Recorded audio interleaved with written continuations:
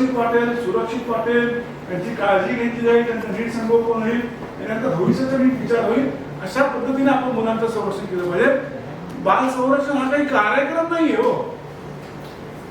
मी असं म्हणतो नेहमी, बाल संरक्षण हा कार्यक्रम नाहीये.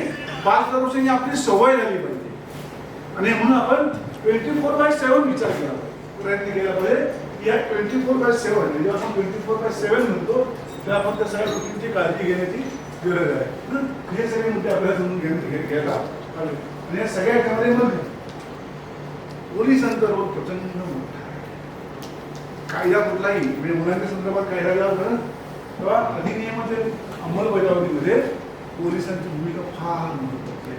मग त्या साईड थोडंसं पटकन देतो जेणेकरून मागचे सगळे संदर्भ आपल्याला जोडतात. या साईडमध्ये चाइल्ड फ्रेंडली शब्द कायद्यातच आलाय, खूप लोकांना माहित नाहीये.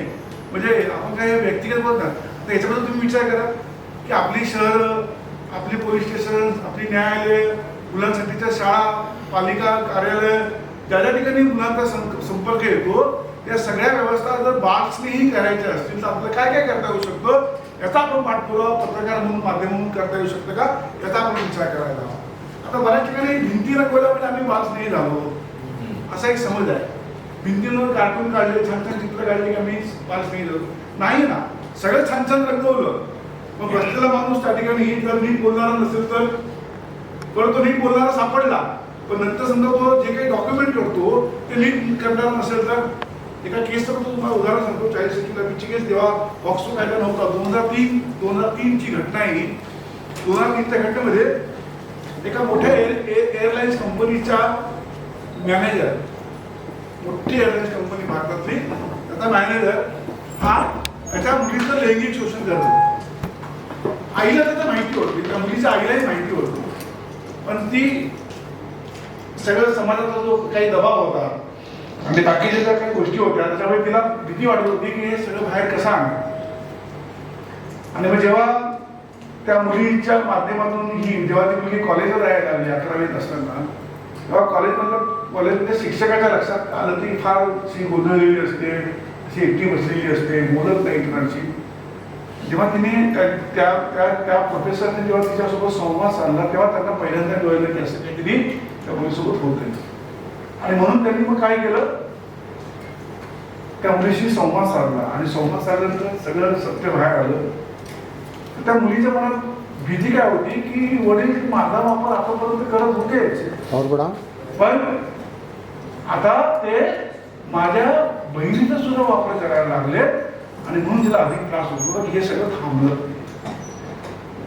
त्यांनी विचारलं तुझ्या घरी माहिती आहे का? म्हणजे हो माहिती आहे. आणि एकूणच समाजातलं स्थान, जे काही अतिशय लॅविश वातावरणात राहायची सवय झाल्यामुळे त्याला विरोध कसा करायचा हा सगळा प्रश्न त्यांच्यासमोर होता.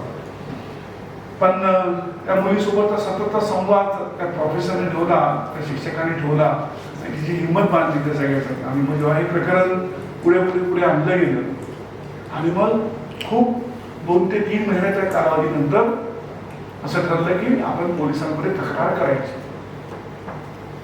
आणि मुंबईतल्या एका पोलीस स्टेशनमध्ये जेव्हा तुम्ही समजू शकता ना, 11वी शिकलेली मुलगी, वय किती असणार, 16-17 वर्ष, हा अशी काही हिंमत बांधलेली नसते किंवा बोलता येत असतं अशाचा प्रकार नसतो.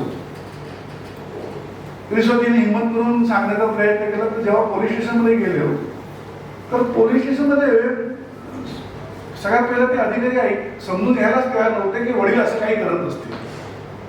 त्यांचं म्हणत होतं की वडील आहेत ते कसं करतील, ते तिला प्रेमाने जवळ घेत असतील, ते तिची काळजी करत असतील. आमच्या सगळ्यांचं म्हणणं पोलिसांना तेच होतं की प्रेमाने जवळ घेणं कळतं मुलींना, कोण प्रेमाने जवळ घेतं, कोण कोणत्या उद्देशाने जवळ घेते. आणि नुसतं जवळ घेणं नाहीये, तर तिच्यासोबत सेक्शुअल इंटरकोर्स केला जातोय, तर याला तुम्ही कसं बघताय. त्यांचं असं म्हणणं होतं की नाही तुम्ही सगळे खोटं बोलताय. आता खोटं कशाला बोलणार, त्यांचा आग्रह तोच होता. पण सातत्याने दबाव ठेवला त्यांच्यावर आणि मग एकदाच्या तेवढे की ठीक आहे बोलवा मुलीला आणि तिची तक्रार घेतली. आता पोलिसांनी माहितीच तर तक्रार घेतं ते कसं बोलायचं.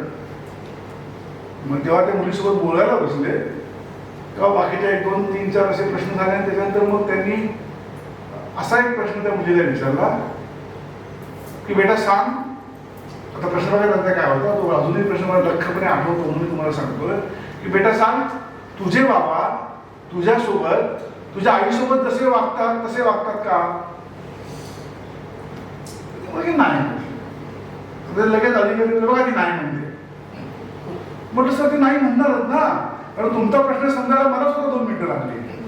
नेमकं तुम्हाला काय म्हणायचंय? कारण तुझे बाबा तुझ्या आईसोबत जसे वागतात तसे वागतात का? आता तिला काय माहिती आईसोबत कसे वागतात ते, ती तिच्याबद्दल बोलणार ना. मग ते म्हटलं सर तुम्ही असं विचारून चालणार का? म्हणजे तुम्ही संधी देत असाल तर तुझ्याशी मी बोला. त्यांचा असा पोलिसांचा आग्रह असतो ना की तुम्ही कार्यकर्ते मंडळी उगाच अशा केसेस असतात, असं काही नसतं. आणि मग त्या मुलीसोबत एक एक टप्प्याटप्प्यात काय होतं, कसं होतं, वडील कुठे काम करतात, वडील कधी येतात, वडील गेल्यानंतर काय करतात, आणि हा एक प्रकारचा ट्रॉमा असतो तो त्या मुलीला त्यावेळेस सुद्धा परत परत सहन करावा लागला. पण नंतरची जी घटना झाली ती फार महत्वाची होती की त्या केसमध्ये पोलिसांसाठी सुद्धा तो मोठा शॉक होता. त्यांना पचत नव्हतं ना की एखादा असा वरिष्ठ अधिकारी, वरिष्ठ हुद्द्यावरचा व्यक्ती आपल्या स्वतःच्या मुलीसोबत बाकी सगळे लोक असताना सुद्धा असं करू शकतो म्हणून. आणि मग एकदा तर सगळं ऐकल्यानंतर ती केस फाईल झाली. तेव्हा पॉक्सो कायदा नव्हता, 2003ची घटना आहे. पण त्या सगळ्या याच्यामध्ये त्या केसचा निर्णय लागेपर्यंत 2009 साल उजाडलं. तोपर्यंत त्या मुलीचं कॉलेजचं शिक्षण पूर्ण झालं होतं. ती एका ठिकाणी नोकरी करत होती.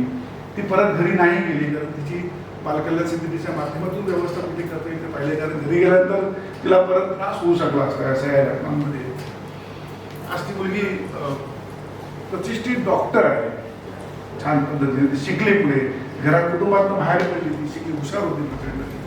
तिची बहीण सुद्धा ॲडव्होकेट आहे. तिची बहीण ह्या क्षेत्रात आता काम करते. जेव्हा जेव्हा असे काही केसेस येतात तेव्हा ती पैसे न घेता आमच्यासारख्या लोकांसमोर केसेस घ्यायला उभी राहते. आणि ह्या सगळ्या लोकांमधून त्या तिच्या वडिलांना त्या केसमध्ये शिक्षा झाली. तिच्या आई सुद्धा त्या मुलीच्या बाजूने उभी राहिली. आणि या सगळ्या केसेसमध्ये जोपर्यंत कुटुंबातील लोक उभी राहत नाही तोपर्यंत अडचण होऊ शकते. सांगण्याचा हेतू काय, तर आपल्याला यंत्रणा म्हणतो आपण बाळ स्नेही करायचं, तर आपल्याला खूप मोठा लांबचा पल्ला घालायचा आहे. तुम्ही आज जाऊन विचारा, आता मी विचारतो तुम्हाला तुमच्याकडे हे सगळं का नाही, काय आपल्याला अधिकार आहे? आता विचार करा आपली घरं बाळस्नेही आहेत का? आता विचार असा करा आपली घरं बाळस्नेही आहेत का?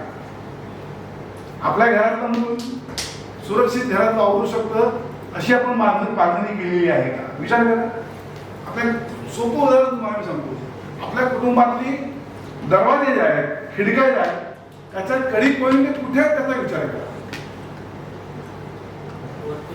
एक्झॅक्टली मुलांचा हात पोचताना असे वर आपण बोललेले आहेत. म्हणजे उद्या जर काही अडचण आली आणि घाबरून मूल घरामध्ये आलं तर त्याला दरवाजा सुद्धा बंद करता येणार नाही अशी स्थिती आपल्याकडे आहे. त्यामुळे बाळस्नेही वातावरण तयार करण्याची भूमिका आपल्याला आपल्या कुटुंबापासून, आपल्या शहरापासून, मग या यंत्रणांपर्यंत आपल्याला पोहोचावं लागेल. आणि मग कारण हा खूप नवीन शब्द आहे कायद्यामध्ये सुद्धा. कायद्यामध्ये सुद्धा हा शब्द खूप नवीन आलाय, तो आपल्या सगळ्यांना समजून घेणं आवश्यक असणार आहे. हे काय करायचं, कारण पोलीस हा पहिला संपर्क असतो. जेव्हा केसेस येतात तेव्हा पहिला संपर्क कोण असतो? पोलीस आहे ना. लोक विश्वासाने पोलिसांकडे जातात, विश्वासाने पोलिसांना सगळं सांगतात. कारण पोलीस हा पहिला संपर्क असतो आणि पोलीस खूप मोठी भूमिका बजावतात. बघा बाल अधिनियमाच्या कलम 2 उपकलम 15 मध्ये ते म्हटलेलं आहे की what is mean by child friendly. काय? कुठलीही वर्तणूक, प्रक्रिया, सराव, वृत्ती, परिसर आणि उपचार हे मानवीय विचारपूर्वक आणि पालकांच्या हिताचे असतात. म्हणजे उदाहरण तुम्हाला सांगतो. बघा आता आपलं कसं लक्षात असतं. समजा एखाद्या केसमध्ये पोलीस अधिकारी चांगल्या पद्धतीने, समजा सेक्शुअल अब्यूजची केस आहे, पोलीस त्या मुलीसोबत छान किंवा मुलासोबत छान संवाद साधतायत, एका ठिकाणी बसून बोलतायत. आणि त्याच वेळेस पोलीस स्टेशनमध्ये क्राईम डिटेक्शनच्या लोकांनी एखाद्या मोठ्या आरोपीला पकडून आणलं आणि त्याच्यासोबत मारपीट, शिवीगाळ, मोठ्याने बोलणं, शिव्या घालणं असं जर सुरू झालं, तुम्हाला काय वाटतं? ते बसलेलं पोर जे आहे ते घावणार की सांगणार? एक्झॅक्टली. म्हणजे आपलं म्हणणं काय की जेव्हा जेव्हा आपल्या संपर्कात मूल असेल तेव्हा तेव्हा आपण सगळ्या मोठ्या माणसाने अलर्ट राहूनच वागलं पाहिजे. आपण कुणाबद्दल बोलतोय, आपण कुणाशी बोलतोय, कुणाबद्दल काय बोलतोय, हे सगळे मुद्दे आपल्या लक्षात ठेवले पाहिजे. आपल्या कुटुंबात सुद्धा दोन व्यक्तींचा जर संवाद विसंवाद असेल, भांडण असेल, कुटुंबात जर मूल असेल तर आपण काळजी घेतलीच पाहिजे की आपण भांडणाचे मुद्दे आपले काय असले पाहिजे आणि कशा पद्धतीने बोललं पाहिजे. आपण तसा विचार करत नाही आणि याचा परिणाम मुलांवर प्रचंड होत असतो. आपण कुणाबद्दल मुलांसमोर बोलतोय आणि कोणत्या आवाजात बोलतोय हे सुद्धा मुलांवर परिणामकारक असतं आणि बऱ्याचदा आपल्या मोठ्या माणसांना हे कळत नाही. आपण सहज आपल्या नातेवाईकांबद्दल मुलांसमोर बोलतो, चांगलं वाईट जे काय, त्याच्यावर मुलं ठरवतात त्यांच्याशी वागताना कसं वागायचं ते आपल्या लक्षात सुद्धा येत नाही आणि ह्या सगळ्या गोष्टींची काळजी घेणं आवश्यक आहे. त्याच्यामुळे चाइल्ड फ्रेंडलीचे मुद्दे हे आपल्या कुटुंबांपासून आहेत. म्हणून वर्तणूक, वृत्ती, सराव, उपचार, प्रक्रिया आणि परिसर. परिसरात सगळ्यात शेवटी येतो सगळ्या रंगरंगोटी करणं. सगळ्यात पहिल्या बाकीच्या मुद्द्यांमध्ये. आता तुम्ही मला सांगा, तुम्ही कधी विचारलं कोर्टामध्ये, पोलीस स्टेशनमध्ये, कुठल्याही सरकारी कार्यालयात पांढराच कागद वापरायचा असं कुठे लिहिलं? पांढरा कागद वापरायचा असं कुठे लिहिलंय का? पांढरा कागद वापरायचा असं कुठे लिहिलंय का? लिहिलंय असं कुठे नाही ना. पण आपण काय करतो,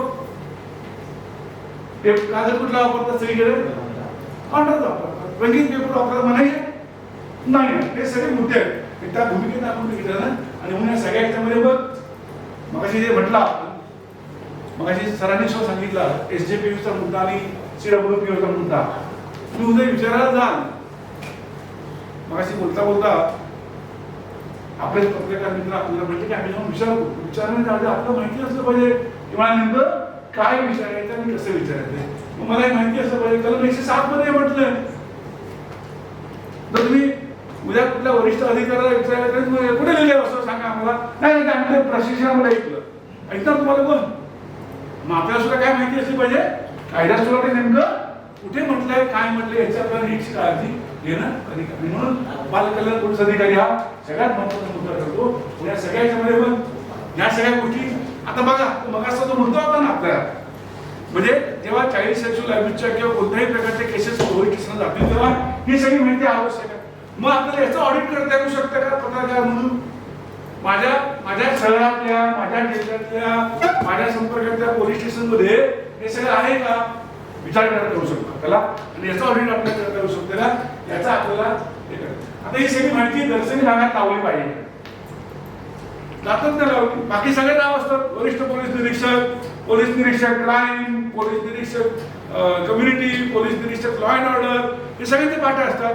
पण ह्या पोलीस स्टेशन मधला बाल कल्याण पोलीस अधिकारी कोण? आपल्याला जाऊन विचारायला मग तो विचारतो कोण आहे माहितच नसतो. मग ह्या गोष्टींची सवय आपल्याला करता येऊ शकते का? ह्या गोष्टींची पाहणी आपल्याला करता येऊ शकते का? आणि यासाठी मग वातावरण निर्माण करता येऊ शकते का की जेणेकरून प्रत्येक पोलीस स्टेशन मध्ये लोक याला महत्व देतील, ह्या सगळ्या प्रक्रियांना महत्व देतील. मग पोलिसांनी महत्व द्यावं म्हणून आपल्याला काय करता येऊ शकतं, हे माध्यम म्हणून पत्रकार म्हणून आपल्याला पाहता येऊ शकतं का, करता येऊ शकतं का, हा आपल्याला प्रयत्न करायला हवा. कारण एकदा या गोष्टी प्लेस झाल्या की कालच्या अभयाच्या याच्यामध्ये सुद्धा आपण पाहिलं ना, ते एकांकिकेमध्ये पाहिलं आपण काय पाहिलं, पोलीस स्टेशनमध्ये गेल्यानंतर 2-2, 3-3, 4-4 तास कोणी लक्ष देत नाही. हे वास्तव आहे. का लक्ष देत नाही? लोक ट्रेन नाही. ह्या सगळ्या केसेस कशा हाताळायच्या याच्याबद्दलची स्पष्टता नाही आहे. याच्याकडे सांग त्याच्याकडे सांग आणि मग त्या बिचाऱ्या मुलीला किंवा त्या प्रवाही पालकाला हे एकदा याला सांगावं लागतं, मग त्याला सांगावं लागतं, मग त्याला सांगावं लागतो आणि मग तो सांगतो आता ही केस तुम्ही नोंदवा, त्याला परत सांगावं लागतं. म्हणजे घडलेली घटना 4-4 वेळा जर पुन्हा सांगावी लागत असेल तर बघा आपण त्याच्या संदर्भामध्ये एक छोटीशी आपण कृती करूया. तयार सगळे तयार एकदम तयार. Very good. ही कृती काय, 2 मिनिटं सगळ्यांनी डोळे मिटायचे. सगळ्यांनी 2 मिनिटं डोळे मिटा. मस्त काय अडचण नाही. झोपू नका फक्त डोळे मिटा. आम्ही तुम्हाला संधी देतो डोळे मिटायचे.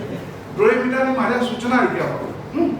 चला फक्त माझ्या सूचना ऐका पुढच्या काय डोळे मिटून. चला तुम्ही डोळे सगळ्यांनी मिटलेले आहेत आणि आता थोडंसं आठवा, तुम्ही विचार करा, थोडंसं विचार करा आणि आठवा की तुम्ही तुमच्या मित्रासोबत किंवा मैत्रिणीसोबत लग्न झालं असेल, लग्न झालं नसेल तरी सुद्धा हरकत नाही, पण तुम्ही तुमच्या मित्रासोबत, मैत्रिणीसोबत, बायकोसोबत लग्नानंतरची पहिली रात्र जी तुम्ही घालवली ती कशी होती? त्या लग्नाच्या पहिल्या रात्रीमध्ये किंवा मैत्रिणीसोबतच्या पहिल्या डेटिंगमध्ये किंवा पहिल्या तुमच्या एकत्र दोघांच्या राहण्यामध्ये काय काय गोष्टी घडल्यात ते आठवा. त्या रात्री तुम्ही जी काही मज्जा केली असेल, जे काही चांगले वाईट अनुभव घेतले असतील त्याच्याबद्दल आठवा. आणि ह्या सगळ्या गोष्टी आठवत असताना हाही विचार करा की आपली जी पहिली रात्र होती, आपला तो पहिला असा अनुभव होता की जो आपण एखाद्या स्त्रीसोबत किंवा एखाद्या पुरुषासोबत तो अनुभव घेतला होता, शारीरिक सुखाचा अनुभव घेतला होता, तो आठवा.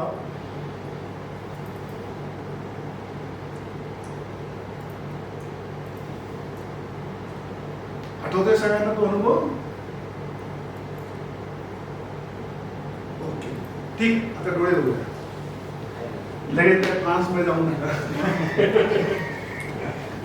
ओके, तर आता तुम्ही सगळ्यांनी तो अनुभव आठवला, सगळ्यांना आठवत असेल थोडंसं काय काय काय. चला आता मला सांगा, कोणाची तयारी आहे मला सांगायची, काय घडलं त्या रात्री? त्या रात्री काय घडलं सर सांगतो? सांगा ना. तुम्ही सांगता सर, आता प्रश्न माझ्या तुम्ही सांगायचं नाही. समजून घ्या काय करतो ना सर. तयारी तुमची, तुम्ही स्वतःहून परवानगी काय मला सांगायला? काही अडचण नाही. बा पहिल्या रात्री तुझं नाव काय? अशोक शेश्वर. हा, मैत्रिणीचं नाव काय? मैत्रीण नाही, बायको. बरं ठीक आहे, समजून घ्या. बायकोचं नाव काय? सुनीता. बरं, कुठे गेलो? कुठे नाही, घरीच. घरीच. ओके, किती वाजता झोपलात? किती वाजता झोपलो की तिच्या बेडरूम मध्ये.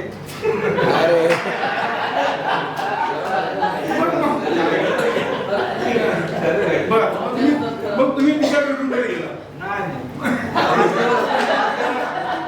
आज दिवस आमच्याकडे मी काय सांगितलं? मी पहिली रात्र डेटिंग सांगितली तुम्ही. एक्झॅक्टली डेटिंग ते 5 दिवस सोडून सहावी रात्री विषय विचारा त्यांना. ते तुम्ही कुठे बोलला? अरे तू बोललो कुठली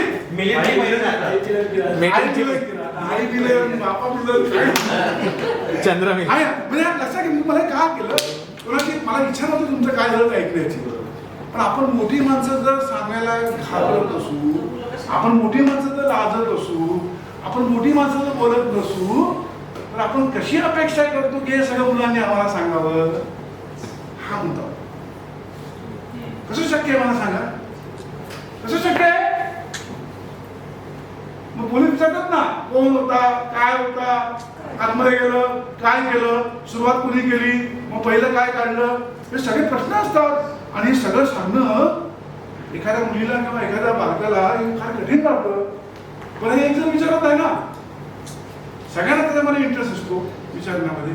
तो इंटरेस्ट केस म्हणून असेल तर चांगली गोष्ट, पण कधी कधी उघडता असतो. हे सगळे मुद्दे आपण समजून घेतले. चला याच्यावर मला वाटतं असं मी सांगू शकतो. या ठिकाणी आपण सगळे अडल्ट आहोत, सगळ्यांनी तो अनुभव घेतलेला. आपल्याला सांगायला अधिकृत असून सुद्धा सांगायला भीती वाटते. बघा आता मी काय बोलतोय, बरोबर सर? लग्न झालं म्हणून म्हणतात अधिकृत अनुभव असू सुद्धा अनधिकृत सुद्धा असू शकतो. लागेल. आता आठवा. अच्छा, एवढे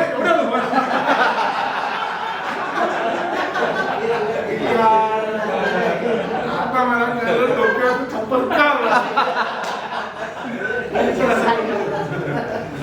पहिले सांगण्यात हेतू का की आपल्याला सांगायला भीती वाटते, लाज वाटते, शरम वाटते, सांगू शकत नाही. आणि अपेक्षा असते की हे सगळं मुलांनी सांगावं. ते शक्य नसतं. अनुभव सुद्धा नसतो. नेमकं कसं विचारलं पाहिजे, काय बोललं पाहिजे, प्रक्रिया नेमक्या काय असल्या पाहिजे, एका केसमध्ये फार म्हणजे बऱ्याचदा आणखीन एक मुद्दा असतो. मी म्हणजे माझ्यासमोरच्या एका केसमध्ये म्हणजे एका एका एका 7 वर्षाच्या मुलीसोबत त्याच्या वडिलांनीच त्या केसमध्ये सेक्शुअल अब्यूज केलं होतं. त्यांच्या वडिलांनी तिला काय सांगितलं होतं की हे सगळं जे काय आहे ना हे आपल्यामधलं दोघांमधलं हे आहे, म्हणजे दोघांमधलं आपलं छान छान मित्राचं नातं आहे. तुझा मी बाबा आहे की नाही, तुझा मी छान मित्र आहे की नाही, बाबाबद्दल असं एक माहीत नसतं. मुलाची मनं खूप निर्मळ असतात, म्हणजे तो प्रश्नच नव्हता. आणि मग तो जो बाप होता तो त्याचं लिंग त्या मुलीला चोखायला द्यायचा आणि तिला सांगायचं की ते ना पुपसी आहे. पुपसीची बॉटल तुम्हाला सगळ्यांना माहिती असेल ना, लहानपणी नाव ऐकलं असेल ना पुपसी, दुधाची बॉटल जी असते तिला पुपसी म्हणतात. आणि ती मुलगी सारखी सांगायची की नाही नाही माझे बाबा मला पुपसी देतात, ते असं काय करत नाही, ते पुपसी देतात. मी सारखी तेच सांगायची की पुपसी देतात.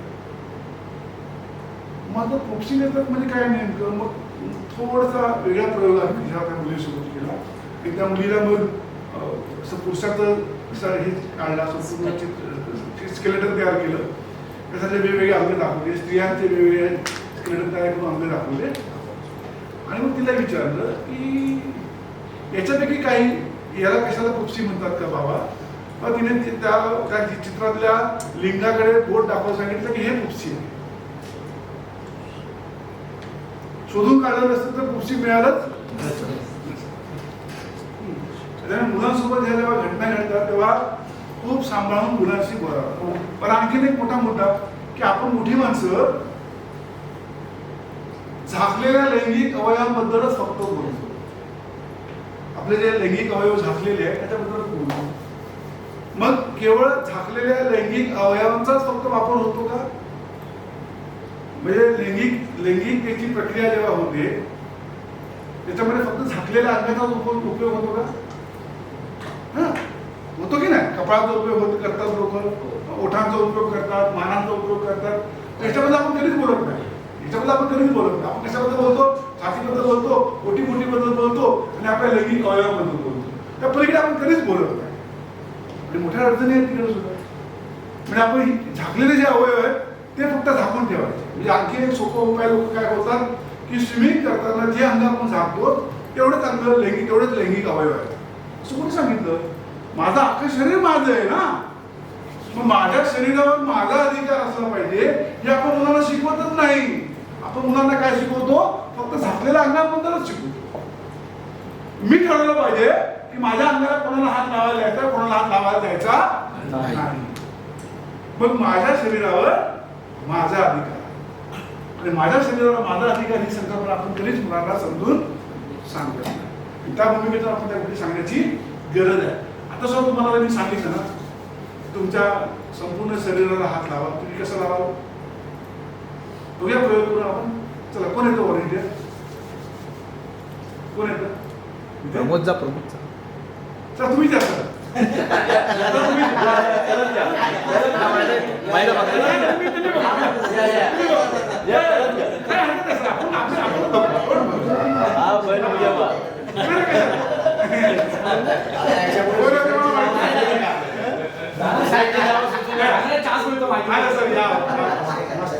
बरं सर, तुम्ही आता तुमच्या अख्ख्या संपूर्ण शरीराला 20% सुरू.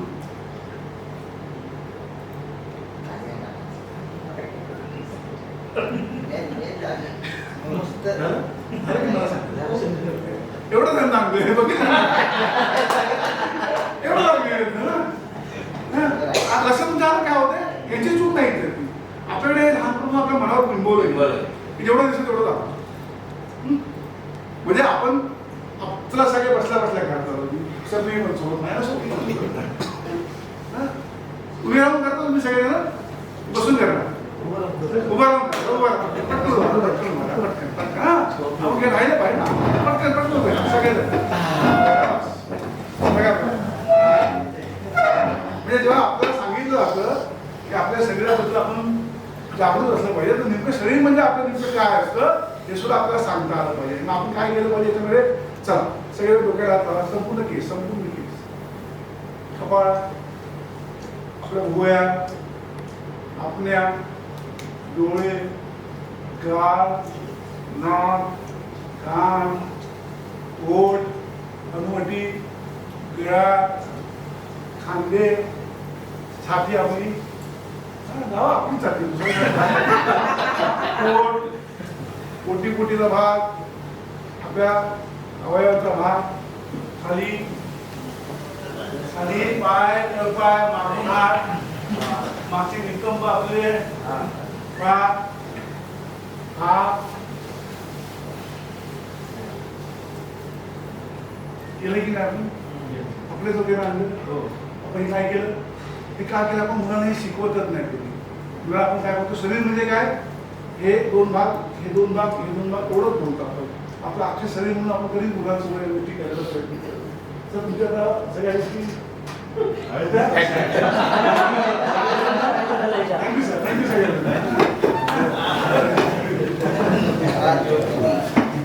नाही मी हे सांगितलं का की बघा मी कालपासून तुमच्या सगळ्यांना असे तुम्ही बोलतोय की बाहेर लोक करतील तेव्हा करतील माझ्या कुटुंबामध्ये माझ्या मुलांना मी शिकवणार आहे की नाही शिकवणार आता तिथून हे सुरुवात गोष्टी करणं शक्य आहे न त्या गोष्टी करण्याची गरज आहे त्याची काय गरज आहे आणखी हा एक मुद्दा म्हणजे सगळ्या गोष्टी पोलीस स्टेशनमध्ये जाऊन करता येत नाही कायदा असं म्हणतो की भयमुक्त अशा जागा सुद्धा पोलीस स्टेशनच्या आवारामध्ये असल्या पाहिजे पोलीस मुलांशी संवाद साधू शकतील असे वातावरण करावे निर्माण केलं पाहिजे पोलीस ठाण्यात मुलांच्या केसेस हाताळण्यासाठी स्वतंत्र जागा असायला पाहिजे आता मग आपल्याला शोध घ्यावा लागेल सगळ्यांना आणि आतापासून माध्यमांनी आपण सगळ्यांनी मिळून काम केलं तर पुढच्या 20-25 वर्षामध्ये चित्र बदलले आपण नाही काम केलं तर आपल्या मुलांच्या मुलांना सुद्धा हे सगळं पाहावं लागेल तर आपल्याला वाटतं की आपल्या मुलांच्या मुलांनी चांगलं चित्र पाहावं किंवा आपल्याला आता चांगलं काम करण्याची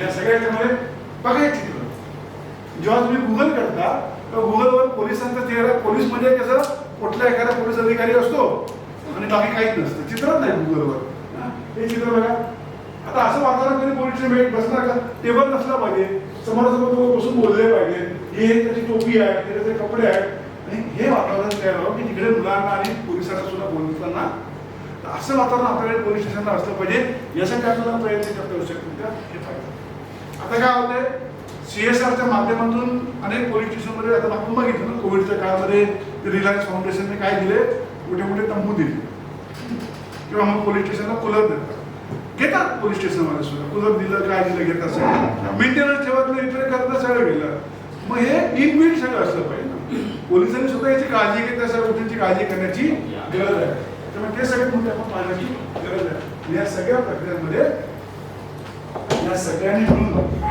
आपलं म्हणणं काय आरोग्य व्यवस्था शिक्षण व्यवस्था वाहतूक व्यवस्था कुटुंब माध्यम बांधण्या व्यवस्था शासकीय व्यवस्था स्वयंसेवी संस्था समाज आणि पोलीस या सगळ्यांनी मिळून मुलांसाठी सुरक्षित आणि संरक्षित वातावरण तयार करणं अपेक्षित आहे जेव्हा अशा पद्धतीने वातावरण तयार होईल तेव्हाच खऱ्या अर्थाने जरा बदल करणं शक्य होणार आहे या सगळ्या याच्यामध्ये मग तो मुद्दा येतो की अधिक काळजी घेण्यायोग्य काय काय अवस्था आहे थोडीशी आपण माहिती घ्यायला प्रयत्न करूया बालविवाह संदर्भामध्ये 17 जिल्हे असे आहेत महाराष्ट्रात की तिकडे 40% अधिक मुलांचे बालविवाह आपल्याकडे होतात 12 आणि 13 वर्षी आपल्याकडे बालविवाह केले जातात ही वास्तविकता आहे बघा कोणते जिल्हे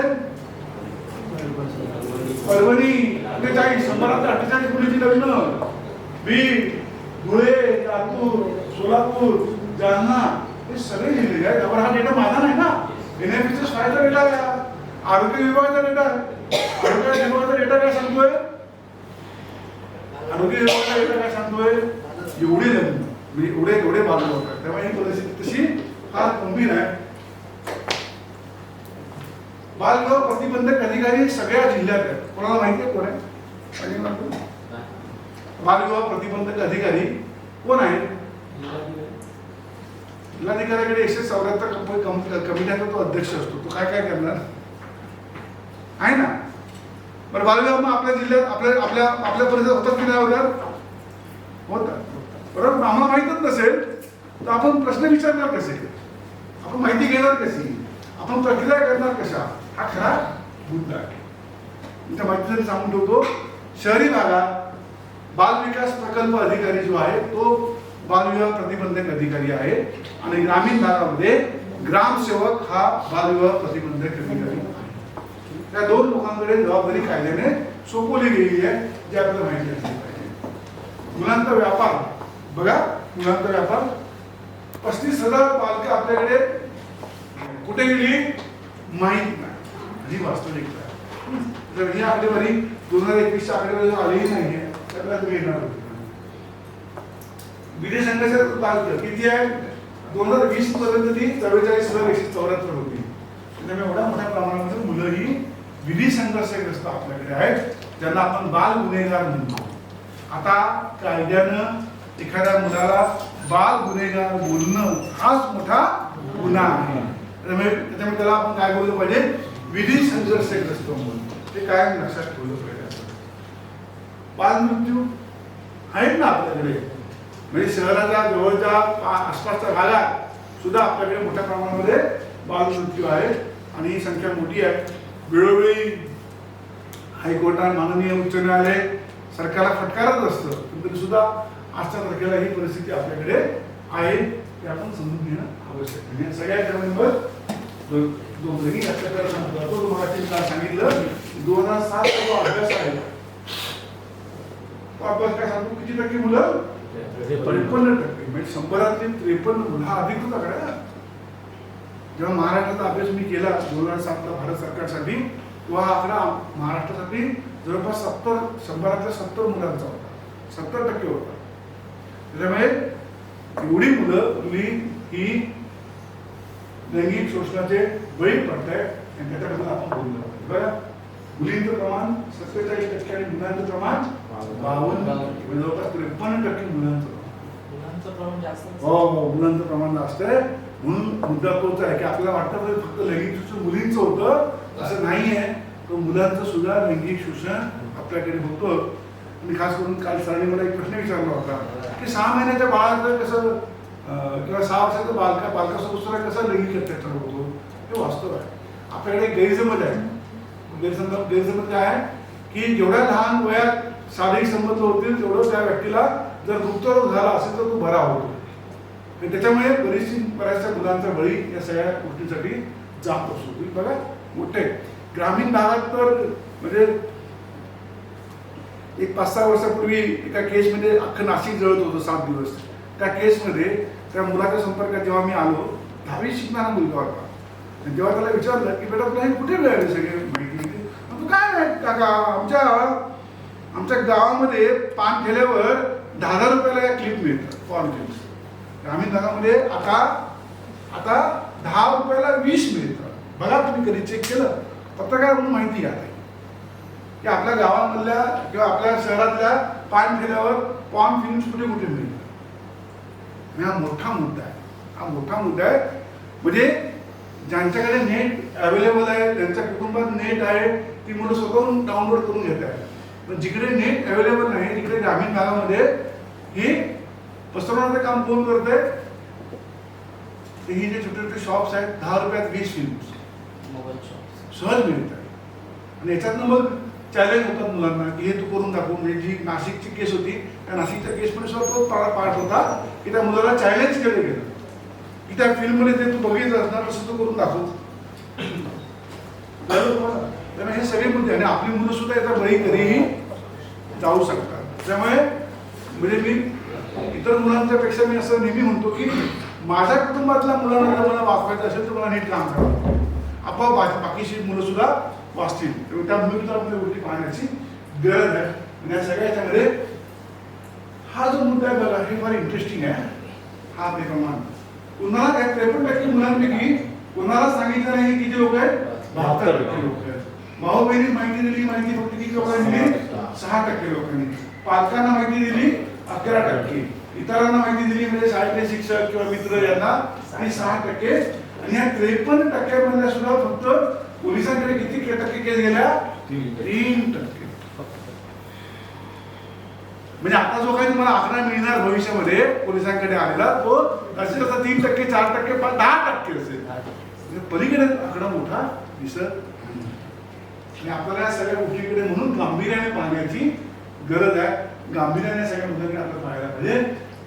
हे एमसीआयचा डेटा काय सांगतो, तासाला 5 दिवसाला 135 आपल्याकडे लैंगिक शोषणाच्या घटना घडतात. म्हणजे आपण 2 दिवशीकडे बसलेलो आहोत तर 264 घटना घडलेल्या असतील. लक्षात घ्या किती गंभीर आहे हे सगळं. आणि या सगळ्या घटनांमधून आपल्याला लक्षात घ्यायचं पाहिजे हे वाचलं काय नाही. 3 शब्द आहेत, मारो मत सोड, हे 3 शब्द आहेत. ये सब मेरा बहुत फेवरेट लाइन है. मारो मत सोड. आता हे कसं वाचू शकतो आपण? हे ग्राम बदलायचे नाही, हे ग्राम आहेत ना हे बदलू नका, पण कसं वाचता येईल आपल्याला विचार करा, वाचून बघा.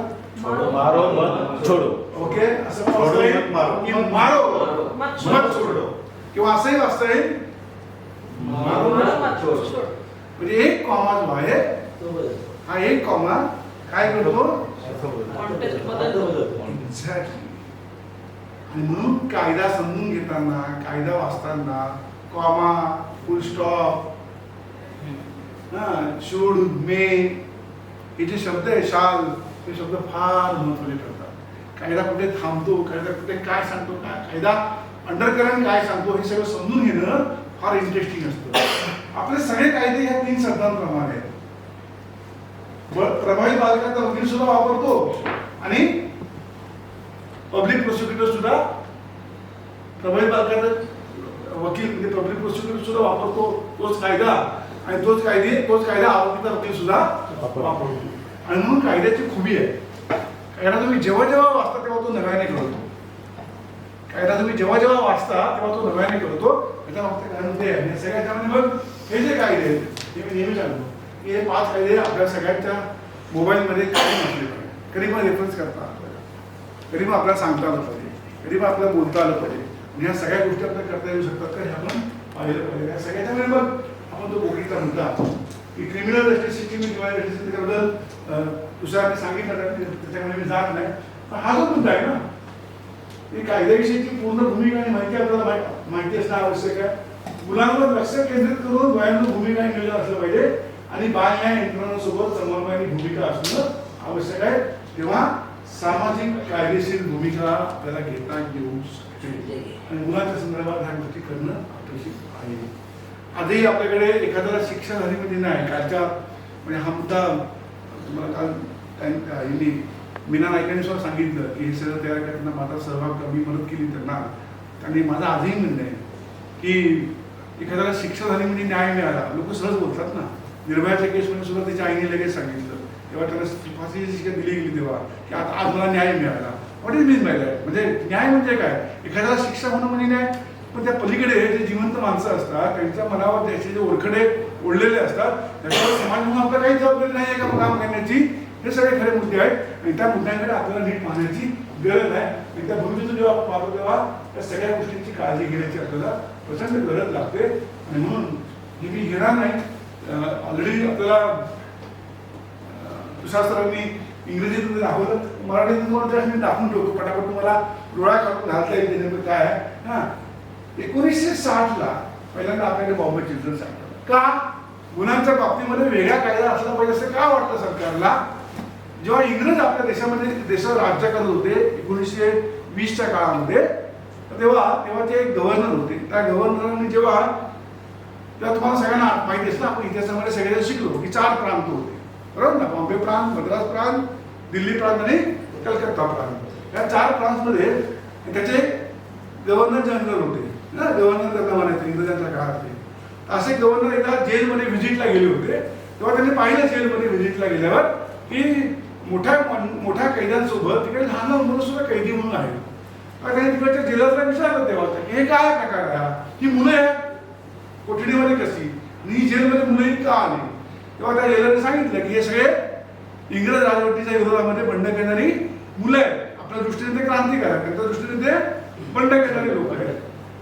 आणि मग तेव्हा 1920 साली त्या गव्हर्नर जनरलने भूमिका घेतली की कोणत्याही देशाची मुलं ही जेलमध्ये असता कामा नये. कोणत्याही देशाची मुलं ही कोणत्याही जेलमध्ये असता कामा नये. या सगळ्या मुलांना आपण सुधारण्याची संधी दिली पाहिजे. आणि तेव्हा 1924 साली आपल्याकडे पहिल्यांदा बाल सुधार गृह, त्याला तुम्ही रिमांड होम बोलता, तेव्हा रिमांड होम बोलायचं.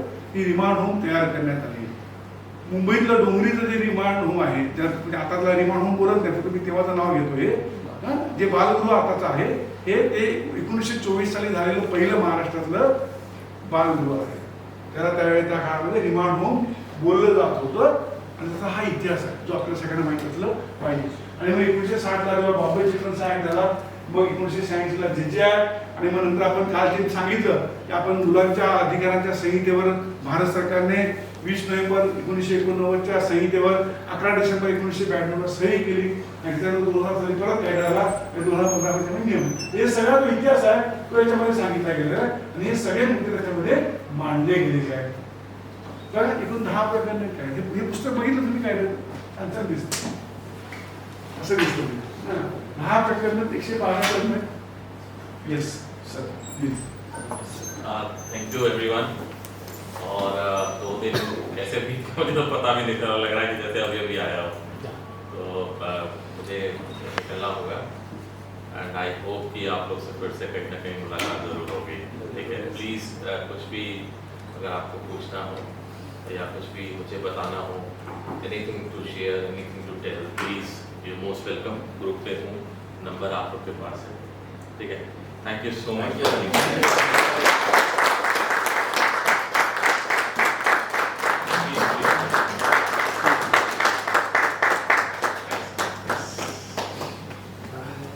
प्लीज बैठिए, प्लीज. Thank you. एकूण 10 प्रकरण आहेत. 112 कलम आहेत ह्या कार्यामध्ये. 10 प्रकरण आहेत, 112 कलम आहेत. आणि याच्यातले मग 2, 3, 4, 5, 6, 9 प्रकरण माहिती सगळं हे जे सगळी कलम. विधी संघर्ष बाल न्याय मंडळ, विधी संघर्ष मुलं, बाल कल्याण समिती आणि काळजी मुलं, आणि मुलांसोबत घेणारे गुन्हे. ह्या बघा, मुलांसोबत घडणारे गुन्हे 74 ते 89. मागशी दाखवले गेले. ही सगळी माहिती आपल्याला असणं सगळ्यांना आवश्यक असणार आहे. सांगितलं कायद्याची गरज का लागली, म्हणजे कायद्यात अनेक मार्गदर्शक तत्व आहेत. बघा, ही सगळी मार्गदर्शक तत्व आहेत. हे सगळे मुद्दे आहेत कायद्यामध्ये मांडलेले आहेत. आणि याच्यामध्ये हा जो मुद्दा आहे, मुलांबाबतची गोपनीयता. संस्था हा अंतिम पर्याय. मुलांना संस्थांमध्ये दाखल करणं हे योग्य नाही हे कायदा सांगतो. सगळ्यात जास्त संस्था महाराष्ट्रामध्ये आहे. सगळ्यात जास्त संस्था कुठे आहे? महाराष्ट्रामध्ये. खरंच अनाथ मुलांची संख्या एवढी आहे का? तसंही चित्र नाहीये. मग या संस्थांचा आपण लोकांनी हॉस्टेल म्हणून करायला सुरुवात केली, तेव्हा अडचण. त्यामुळे हे सगळे मुद्दे आपल्याला लक्षात घेण्याची गरज आहे. त्यामुळे हे सगळे मुद्दे आपल्याला पाहणं आवश्यक आहे. आणि म्हणून मग कायदा काय म्हणतो? मुलांच्या संरक्षणाची जबाबदारी कुणाची? सगळ्यात पहिलं कुटुंबाची. कुटुंब जर सक्षम नसेल तर शासनाची. हा पोलीस हा शासनाचा पहिला चेहरा. कलेक्टर दिसत नाही लोकांना. लोकांना कोण दिसतो? खाली पोलीस दिसतो. पोलिसात शासनाचा चेहरा म्हणून पोलिसांची जबाबदारी, शासनाची जबाबदारी. आणि दोघेही सक्षम नसतील तर जबाबदारी कुणाची? समाजाची जबाबदारी. त्याच्यामुळे ही उतरण कायद्यामध्ये स्पष्टपणे म्हटलेली आहे. कुटुंब, शासन आणि समाज, ते आपण लक्षात ठेवलं पाहिजे. आणि या सगळ्या आता हे समजून घ्यायचा प्रयत्न करतो. बाल न्याय यंत्रणा म्हणजे नेमक्या कोण हे आपल्याला माहिती असलं पाहिजे. ह्या बाल न्याय आता आपल्या जिल्ह्यांमध्ये, सगळ्या जिल्ह्यामध्ये तुम्ही चेक करा, हे आहेत का? बाल न्याय मंडळ, बाल कल्याण समिती, निरीक्षण गृह, बालगृह, परिवीक्षा अधिकारी, जिल्हा बाल संरक्षण कक्ष, विशेष बाल पोलीस पथक, संस्था, पालक, बाल न्यायालय, विशेष दत्तक संस्था, एवढ्या सगळ्या यंत्रणा बाल न्याय यंत्रणा म्हणून काम करतात. तुम्हाला किती माहिती होत्या? किती माहिती होत्या? 4-5 माहिती होत्या. बोलायचं की ना आपल्याला, आपण माहिती घेतलीच नाही. आपल्या मुलांना जन्म देण्यापूर्वी मुलांच्या संदर्भातली काय यंत्रणा असली पाहिजे ती माहिती आपण घेतलीच नाही. ती काळजी घेणं अपेक्षित आहे. ही पाहिल्यानंतर त्याच्यामध्ये मग जसं काल म्हणते ना की 2 प्रकारच्या व्यवस्था आहेत, बाल कल्याण समिती आणि बाल न्याय मंडळ. काय किती लोक आहेत बाल कल्याण समिती? किती लोक आहेत? 5 लोक आहेत. जे काळजीने संरक्षण करत असलेल्या मुलांना निर्णय घेते. आणि बाल न्याय मंडळ ही विधी संघर्षग्रस्त मुलांसोबत बाबत निर्णय घेतात. बालन्या मंडळाला तुम्ही भेटला नसाल ना कधी, यातरी जा ऑब्झर्व करा. मी परवानगी मागितली तर तुम्हाला दोघांचंही काम करता येईल. परवानगी मागितली तर काही अडचण येणार नाही. काळजी आणि संरक्षणाची गरज असणारी मुलं कोणती आहेत बघा, ही एवढी मुलं आहेत आपल्याकडे. ही एवढी मुलं आहेत की त्यांना काळजी आणि संरक्षणाची गरज असणारी मुलं असं म्हणतात.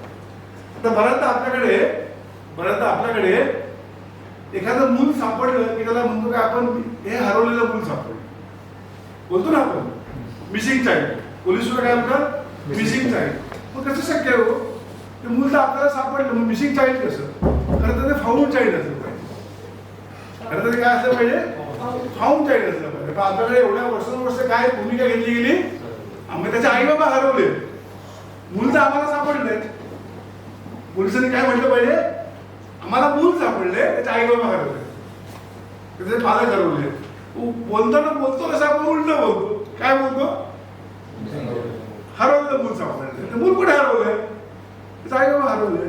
हा बघा, म्हणजे कुठे बदल करायची गरज आहे आपल्याला तसं याच्यामध्ये. हे एक आणखी बोलतो आपण, मुलं पळून गेली घरात, सर्रास शब्द आपण पळून गेली, मुलगी पळून गेली, मुलं पळून गेली, संस्थातून मुलं पळून गेली. बातम्यांमध्ये सुद्धा आपण लिहितो कधी कधी, संस्थातून मुलं पळून गेली. जेव्हा आपण मुलं पळून गेली असं बोलतो तेव्हा आपण सगळी जबाबदारी मुलांवर टाकतो. मुलंच नालायक आहे म्हणून पळून गेली. पण जेव्हा मी सांगतो की मुलं निघून गेली तेव्हा आपल्या मोठ्यांवर जबाबदारी असते की आम्ही मोठी माणसं नीट वागत आहेत म्हणून मुलं निघून गेली. आपण काय लिहितो पण पळून गेली. सोपं आहे ना, मोठ्यांवर मोठी माणसं मुलांवर जबाबदारी टाकून मोकळी होतात. त्याच्यामुळे ती काळजी घेतली पाहिजे. आपल्याला हे शब्द सुद्धा आपल्याला जपून वापरायला लागतील आणि काय टाकायला लागतील की मुलं ही निघून गेली. हा एक मुद्दा आपल्याला समजून आहे. या सगळ्याच्या मध्ये मग हे मगाशी तुम्ही बघितलं, या सगळ्या गोष्टी आहेत जे बालकल्याण समितीचे करणं अपेक्षित आहे. मगाशी सुद्धा आपण बघितलं, हा सुद्धा मगाशी चार्ट बघितला, इंग्रजीतला बघितला, आपण मराठीतला आहे. या सगळ्याच्या मग बघा बालकल्याण समितीला अधिकार आहे तुमच्या माहितीसाठी. ते वाचलं तुम्ही तुमच्या लक्षात येईल की नेमके बालकल्याण समितीला अधिकार नेमके काय काय. हे सगळे अधिकार बालकल्याण समितीचे आहेत जे आपल्या सगळ्यांना समजून घेणं आवश्यक आहे. तेव्हा इथे म्हटलेलं आहे, काय म्हटलंय, सुमूट. म्हणजे आपण जेव्हा व्यवस्थांबद्दल बोलतो आहोत की मुलांच्या संदर्भातल्या व्यवस्था कोणत्या ही सगळ्यात मोठी आणि महत्वाची व्यवस्था बालकल्याण समिती. आपल्या जिल्ह्यामध्ये बालकल्याण समिती ही सगळ्यात मोठी व्यवस्था. मग बालकल्याण समिती काय काय करू शकते, 18 वर्षाच्या आतल्या मुलांबाबत सगळे निर्णय घेण्याचे अधिकार मुलांना. 18 वर्षाच्या आतल्या मुलांबाबत सगळे निर्णय घेण्याचे अधिकार त्यांना आहे.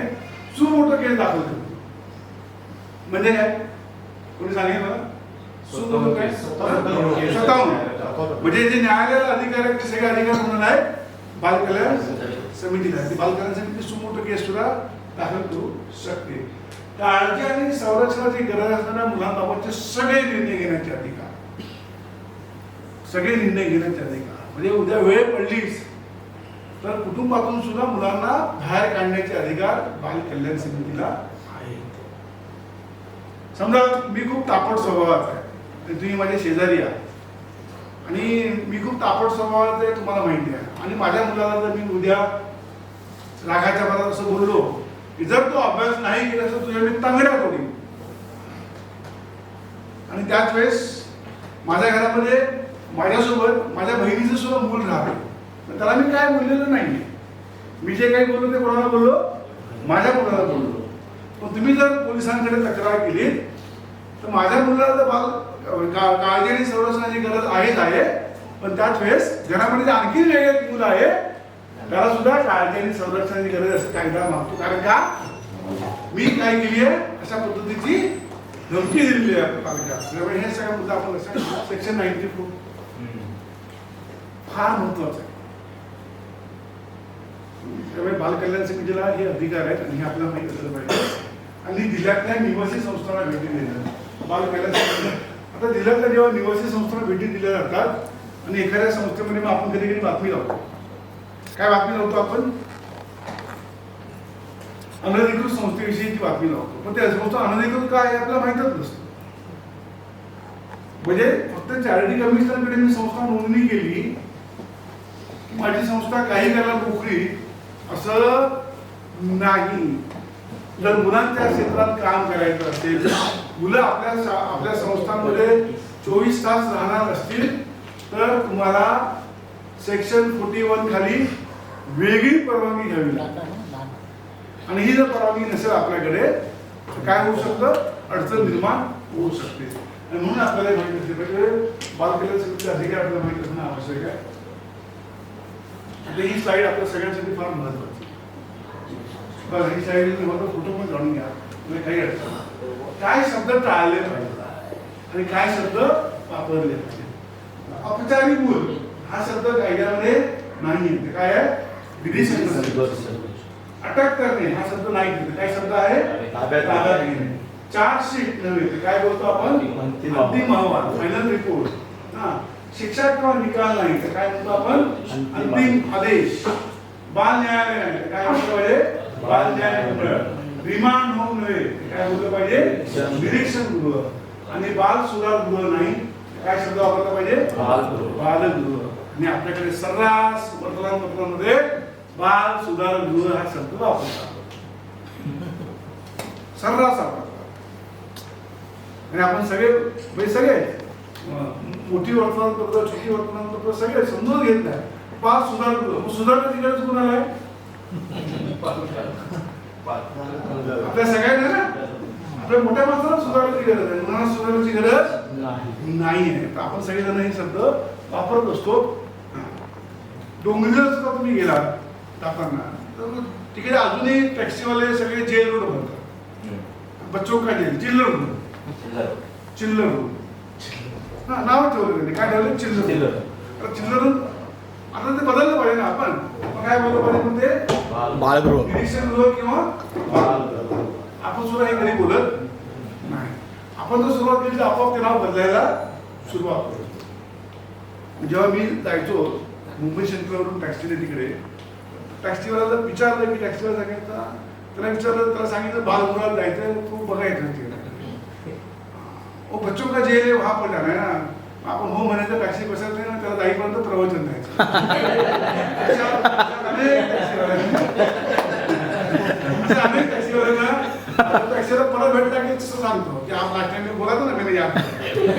माझं म्हणणं काय की आपण सुरुवात स्वतःपासून केली. आपण थांबायची गरज नाही की सगळं जग बदलेल किंवा मी बदलेल नाही. आपण सुरुवात करूया, लोक आपोआप बदलायला सुरुवात करतील. त्या पद्धतीने आपल्याला पाहण्याची गरज आहे. म्हणून हा जो मुद्दा आहे हा सुद्धा आपल्याला समजून घेण्याची गरज आहे. या सगळ्यांच्यामध्ये चला सांगा बघू कुठले मुद्दे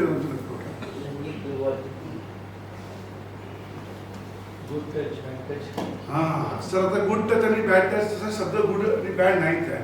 त्याला आता आपण काय म्हटलं पाहिजे, सेफ टच किंवा अनसेफ टच, सुरक्षित स्पर्श किंवा अजूनही पोलीस कर्मचारी जे आहेत, अगदी PI जरी असेल, लेडीज त्यांना माहितच नाही ना सर, त्यांची काही चूक नाहीच आहे, त्यांची काही चूक नाही, त्यांना माहितच नाही. म्हणून आता जेव्हा आपल्याला संधी मिळते आपण बोललं पाहिजे. तुम्ही 2 मिनिट इकडे येता सर, घ्या घ्या. आता मी शब्द आपल्याला मी लगेच सांगतो, सर माझ्यासोबत आता बसतो आहेत. आणि आता सरांनी सांगितलं माझी की गुड टच आणि तर स्पर्श असतो ना, नाही स्पर्श केला स्पर्शच असतो. त्यामुळे गुड किंवा बॅड असं काहीच नसतं सगळ्या प्रकारामध्ये. म्हणून आपण ती काळजी घेतली पाहिजे. आणि या सगळ्या याच्यामध्ये आपण समजून घ्यायला पाहिजे की आपण कशा पद्धतीच्या गोष्टी करत असतो. आता तुम्ही सांगू शकता तुम्ही सरांना काही स्पर्श केला ते,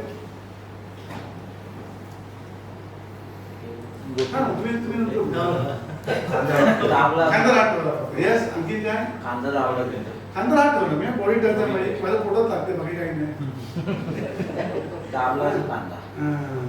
आहे ना, बरोबर ना सर, केलं की नाही, कोणाला लक्षात येत नाही. बाबा त्याचा खांदा हळूच दाबला,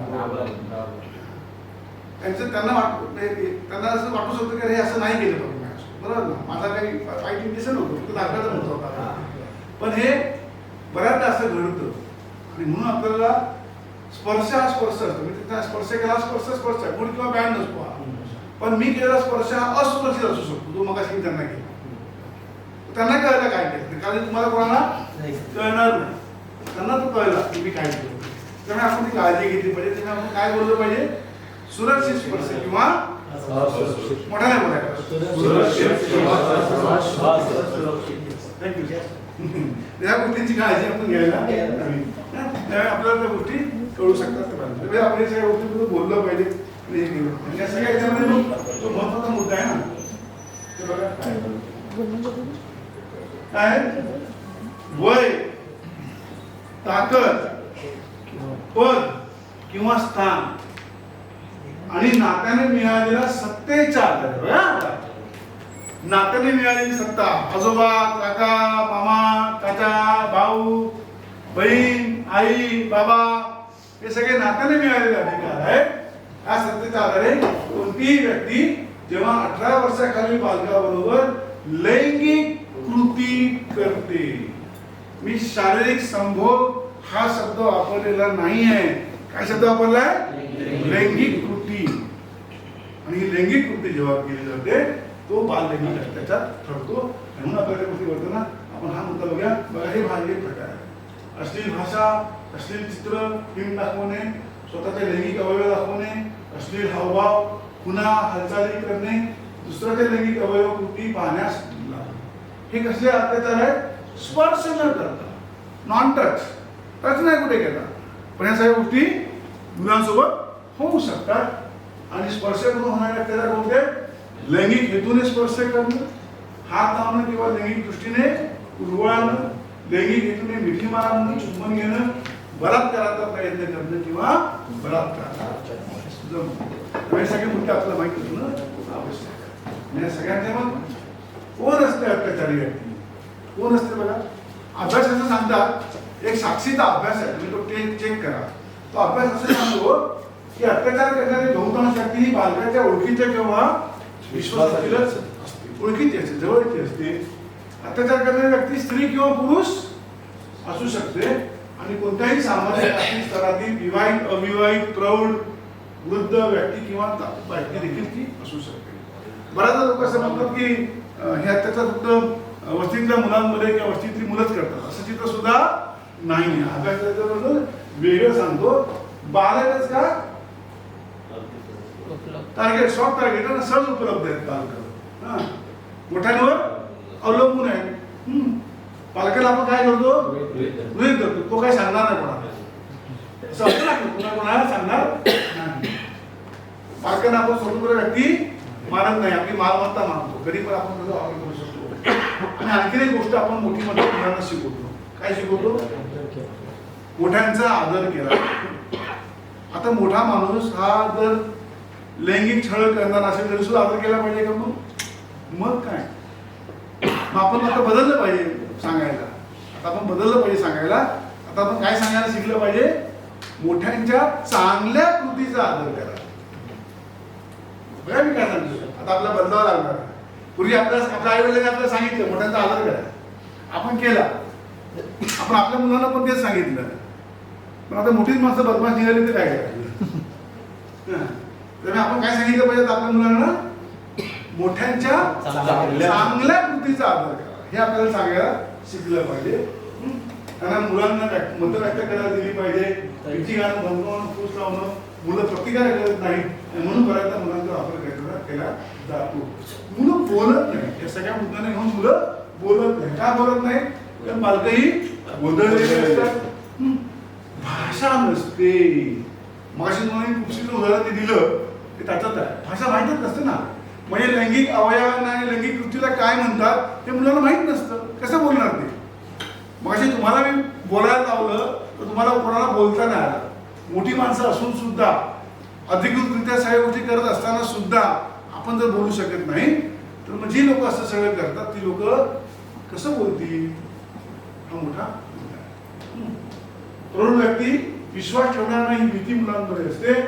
अत्याचार करणाऱ्या व्यक्तीने धमकवलेलं असतं, न्यूनगंड, शरम, अपराधीपणाची भावना असते.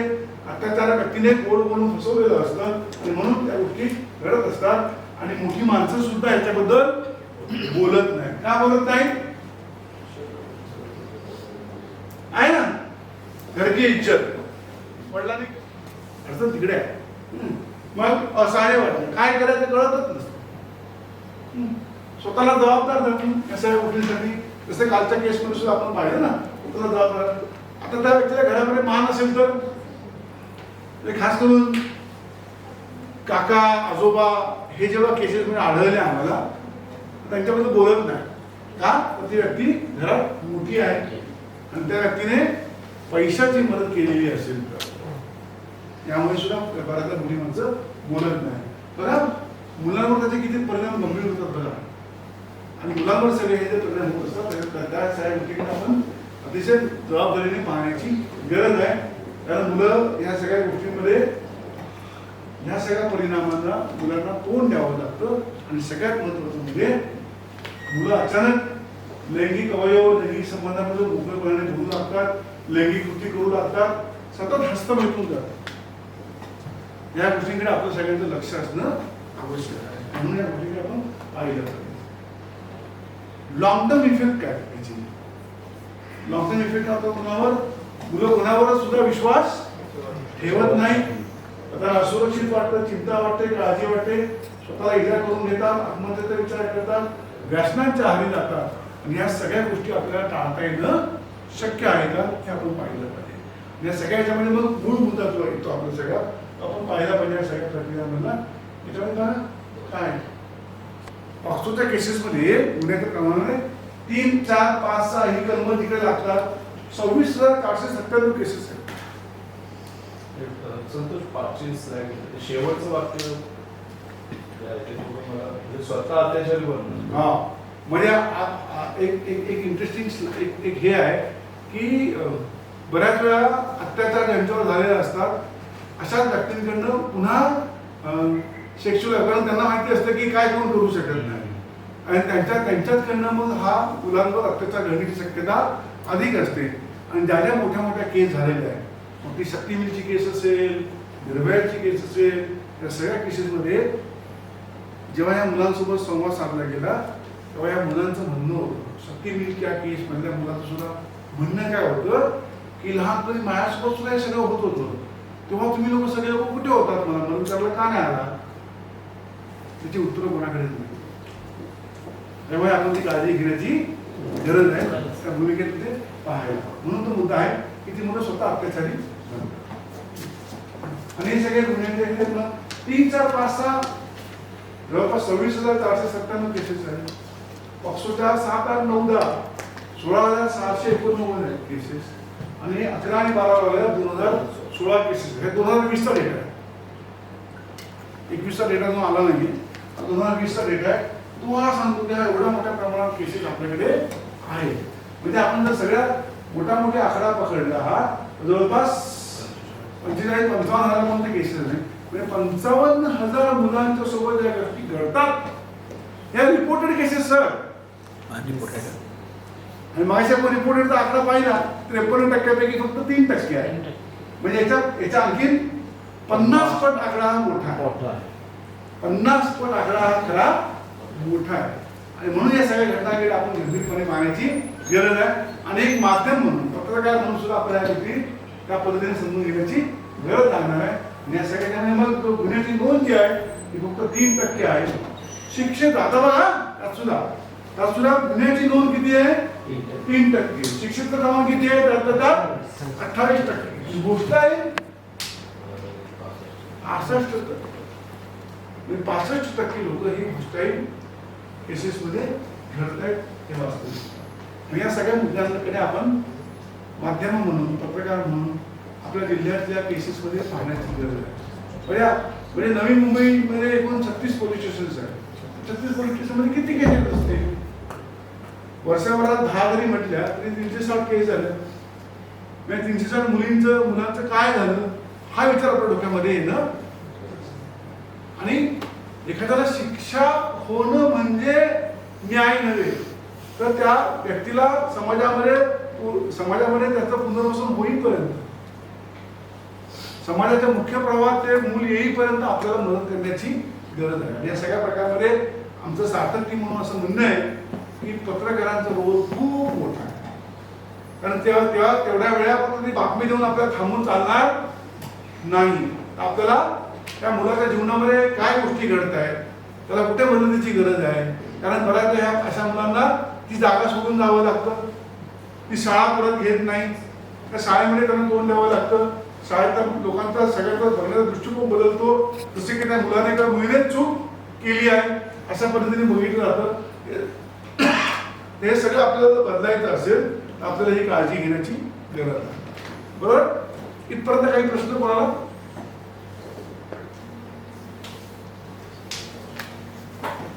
नाही? प्रश्न नाही, फक्त पहिल्या स्लाइड मध्ये आहे हा. ना जात वगैरे म्हणतात, त्या धर्म पण काय हां. धर्म म्हणून पण जे वेगळ्या प्रश्न त्याच्यामध्ये म्हणजे जातीचा मुद्दा कारण आता पण ज्या केसेस आल्या त्यामध्ये हे दिसलं म्हणजे आहे ते. धर्म म्हणून हां, म्हणजे उदाहरण सांगतो, नाशिकची जी केस होती त्यात मराठा आणि दलित असं ते बघितलं गेलं त्या ठिकाणी. टेक्निकली धर्म तिकडे नव्हतं, तिकडे अशा पद्धतीने बघितलं होतं. म्हणून तिकडे धर्म मी आणला नाही. आणि धर्म आणला की मग लोकांना लक्ष असं असतं की पर्टिक्युलर एका धर्माचे लोक असं सगळं करतात. असं चित्र सुद्धा नाही आहे. हां, त्यामुळे तो डेटा तसा येत नाही त्या पद्धतीचा. त्यामुळे ह्या गोष्टींची काळजी आपल्याला त्या पद्धतीने घेण्याची गरज आहे. त्यामुळे लक्षात तुमच्या येतं की माध्यमांचा उपयोग कुठे कुठे होणार, माध्यमांची भूमिका कुठे कुठे ही स्पष्ट होत चाललेली आहे. की आपल्याला हे सगळं चित्र बदलायचं असेल, सकारात्मक करायचं असेल तर केसेसमध्ये लॉंग टर्म फॉलोअप सुद्धा तेवढाच महत्वाचा आहे. म्हणजे त्या केसची फक्त बातमी देऊन चालणार नाही. आता बातमीच्या आतली बातमी तयार करून आपल्याला त्याचा पाठपुरावा करावा लागणार आहे. आणि जसं मगाशी मी म्हटलं की काही लोकांना मग समाजामध्ये उभं राहण्यासाठी सुद्धा मदतीची गरज लागते. तर ते सगळे मुद्दे आपल्याला बघणं आवश्यक ठरणार. या सगळ्याच्यामध्ये मग हा मुद्दा आणि इथे ही सगळ्यात महत्वाची स्लाईड. इथे खूप लोकांना वेळ येणार म्हणजे प्रौढ व्यक्ती आणि बालक. आता इथे माध्यमांचा रोल सुरू होतो. म्हणजे ही माहिती समोर आणणं, ही माहिती पालकांच्या समोर आणणं, ही माहिती लोकांच्या समोर आणणं, दुसरं समोर आणणं नव्हे, त्यासाठी तयार करणं, जनमत तयार करणं लोकांमध्ये याबद्दल. तुम्ही बघा ना, आज घडीला आपल्या कुठल्याच वर्तमानपत्रामध्ये आपण बाकी सगळं देतो, सगळ्या मोठे मोठे उद्देश देतो, पण पालकांच्या बाबतीत पालकांच्या संरक्षणाला घेऊन आपण 5-10 वय जरी लिहायला सुरुवात केली वर्तमानपत्रामध्ये एक जागा ठरवून. मग एकदा फक्त लोकसत्ताने हा प्रयोग करून बघितला होता. तर त्यांचे विषय वेगवेगळे होते की त्यांनी पर्टिक्युलर पान नंबर 5 मध्ये अशी जागा दिली होती की त्याच्याकडे लक्ष गेलं की लोक तिकडे बघायचे वाटतं हे काय बघायचं.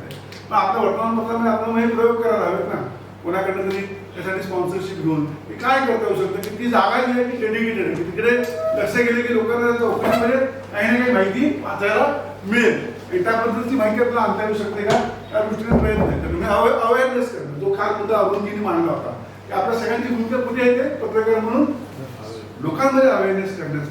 आणि तिकडे त्या गोष्टी केल्या तर अधिकाधिक मोठी माणसं, बालकं या सगळ्या मुद्द्यावर बोलायला सुरुवात करतील. मग पुढचा मुद्दा येतो कोणता? पोलीस. आणि इथे आपल्या सगळ्यांना लक्ष ठेवून काम करण्याची गरज आहे. काय गरज आहे इथे लक्ष ठेवून काम करण्याची? कारण पोलीस जो आहे रिस्पॉन्स टाइम, पोलीस स्टेशनमध्ये गेल्यानंतर रिस्पॉन्स टाइम काय, म्हणजे जसं हॉस्पिटलमध्ये यंत्रणा अलर्टवर जाते तसं पोलीस स्टेशनमध्ये यंत्रणा सुद्धा अलर्टवर गेली पाहिजे. पोलीस स्टेशनमध्ये सुद्धा पटापट त्या मुली म्हणजे ठरवलं तर पोलिसांनी ठरवलं की 2 तासाच्या आत मुलगी आमच्या पोलीस स्टेशनमधून बाहेर पडली एवढी आम्ही यंत्रणा राबवू शक्य आहे. आपल्याकडे काय होतं आता प्राप्त परिस्थिती काय आहे? पोलीस स्टेशनमध्ये गेल्यानंतर ती केस पहिली घ्यायची कुणी याच्यावर 4-5 तास निघून जातो ही वास्तविकता आहे. आणि त्या 4-5 तासामध्ये त्या मुलीचा उत्साह जो असतो, जी धाडसाने पुढे आलेली असते सांगायला, तो 4-5 तासामध्ये आपण त्या कालच्या अभयाच्या नाट्यानुसार ते पाहिजे. वास्तविकता तीच आहे. मग काय याच्यासाठी आपल्याला माध्यमं मिळून, स्वयंसेवी संस्था मिळून, आणखीन जे काही यंत्रणेतले चांगले लोक आहेत ते मिळून आपल्याला काय बदल करता येऊ शकतं, यासाठी आपल्याला लिखाण करता येऊ शकतं का, याचा आपल्याला विचार करता येऊ शकतो. की मग खऱ्या अर्थाने पोलीस स्टेशन नुसती बासणी असून चालणार नाहीये.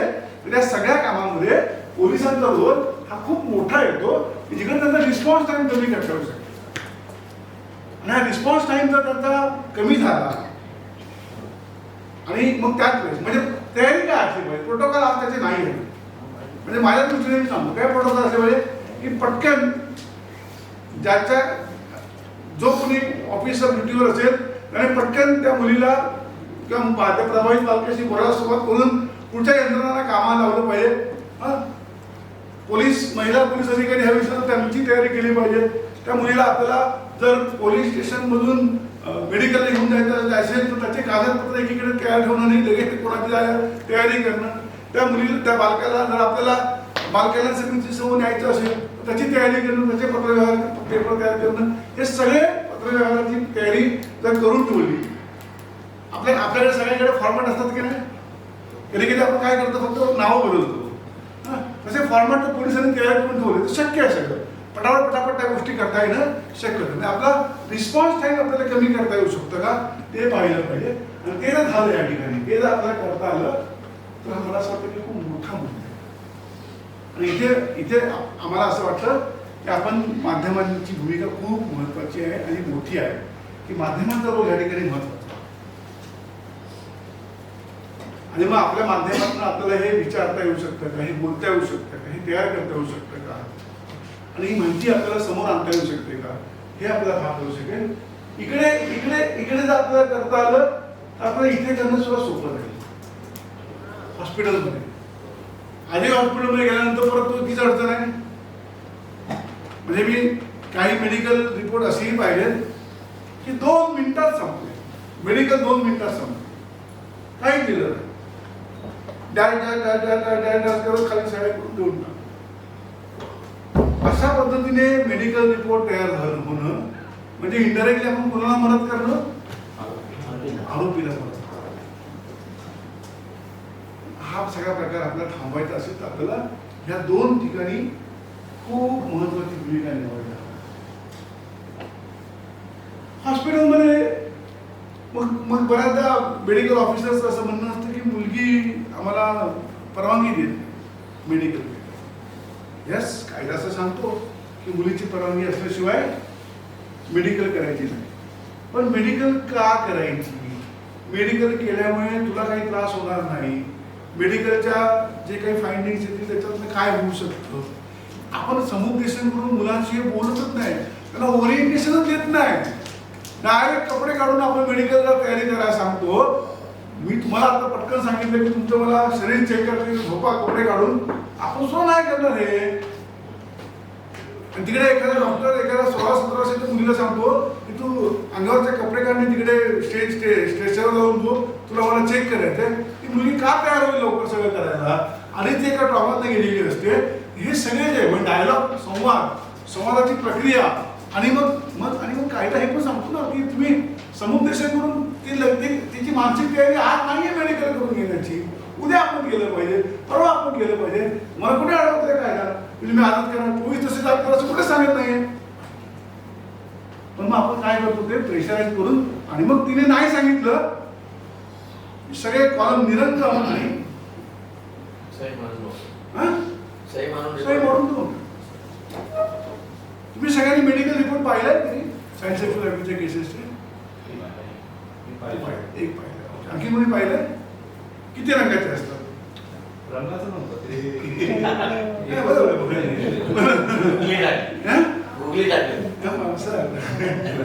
बरोबर पाहिलं. तुम्ही मला माहिती आहे कुठला मेडिकल रिपोर्ट 4 रंगाचे हे माहितच नाही मला. बरे माझी गाईडलाईन माहिती आहे, सरकारची गाईडलाईन आहे, ही केंद्र सरकारची गाईडलाईन आहे.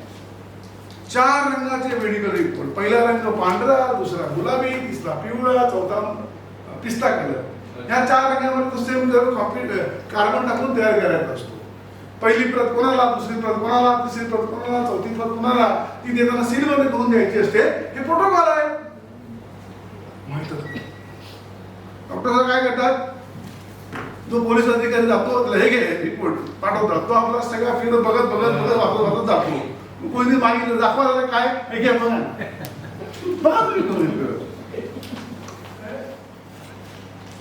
जसं कालच्या अभयाच्या आपण एकांकिकेत सुद्धा पाहिलं की मनावर झालेला आघात समुपदेशनाची गरज लागते. आणि आपल्याकडे आजही काउन्सिलर कडे जाणं म्हणजे येण्यासारखं आहे असं समजलं.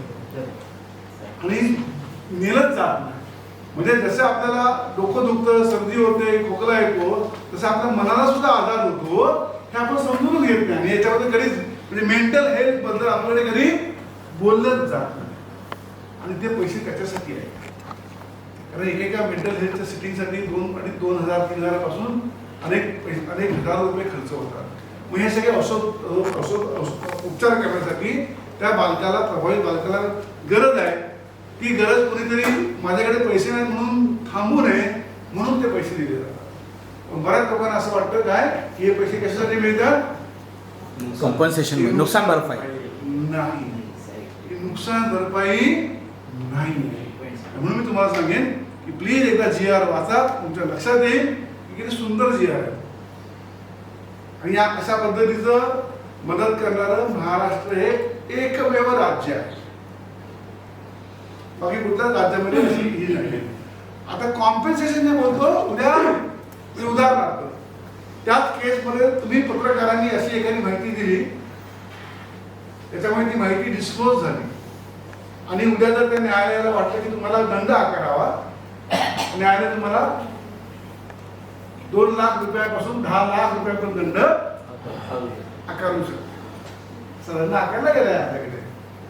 महाराष्ट्रात सुद्धा दंड हा आकारला गेलेला आहे. मग त्या बऱ्याचदा आमच्या वर्तमान मीडिया हाऊसचे लोक माफी मागतात.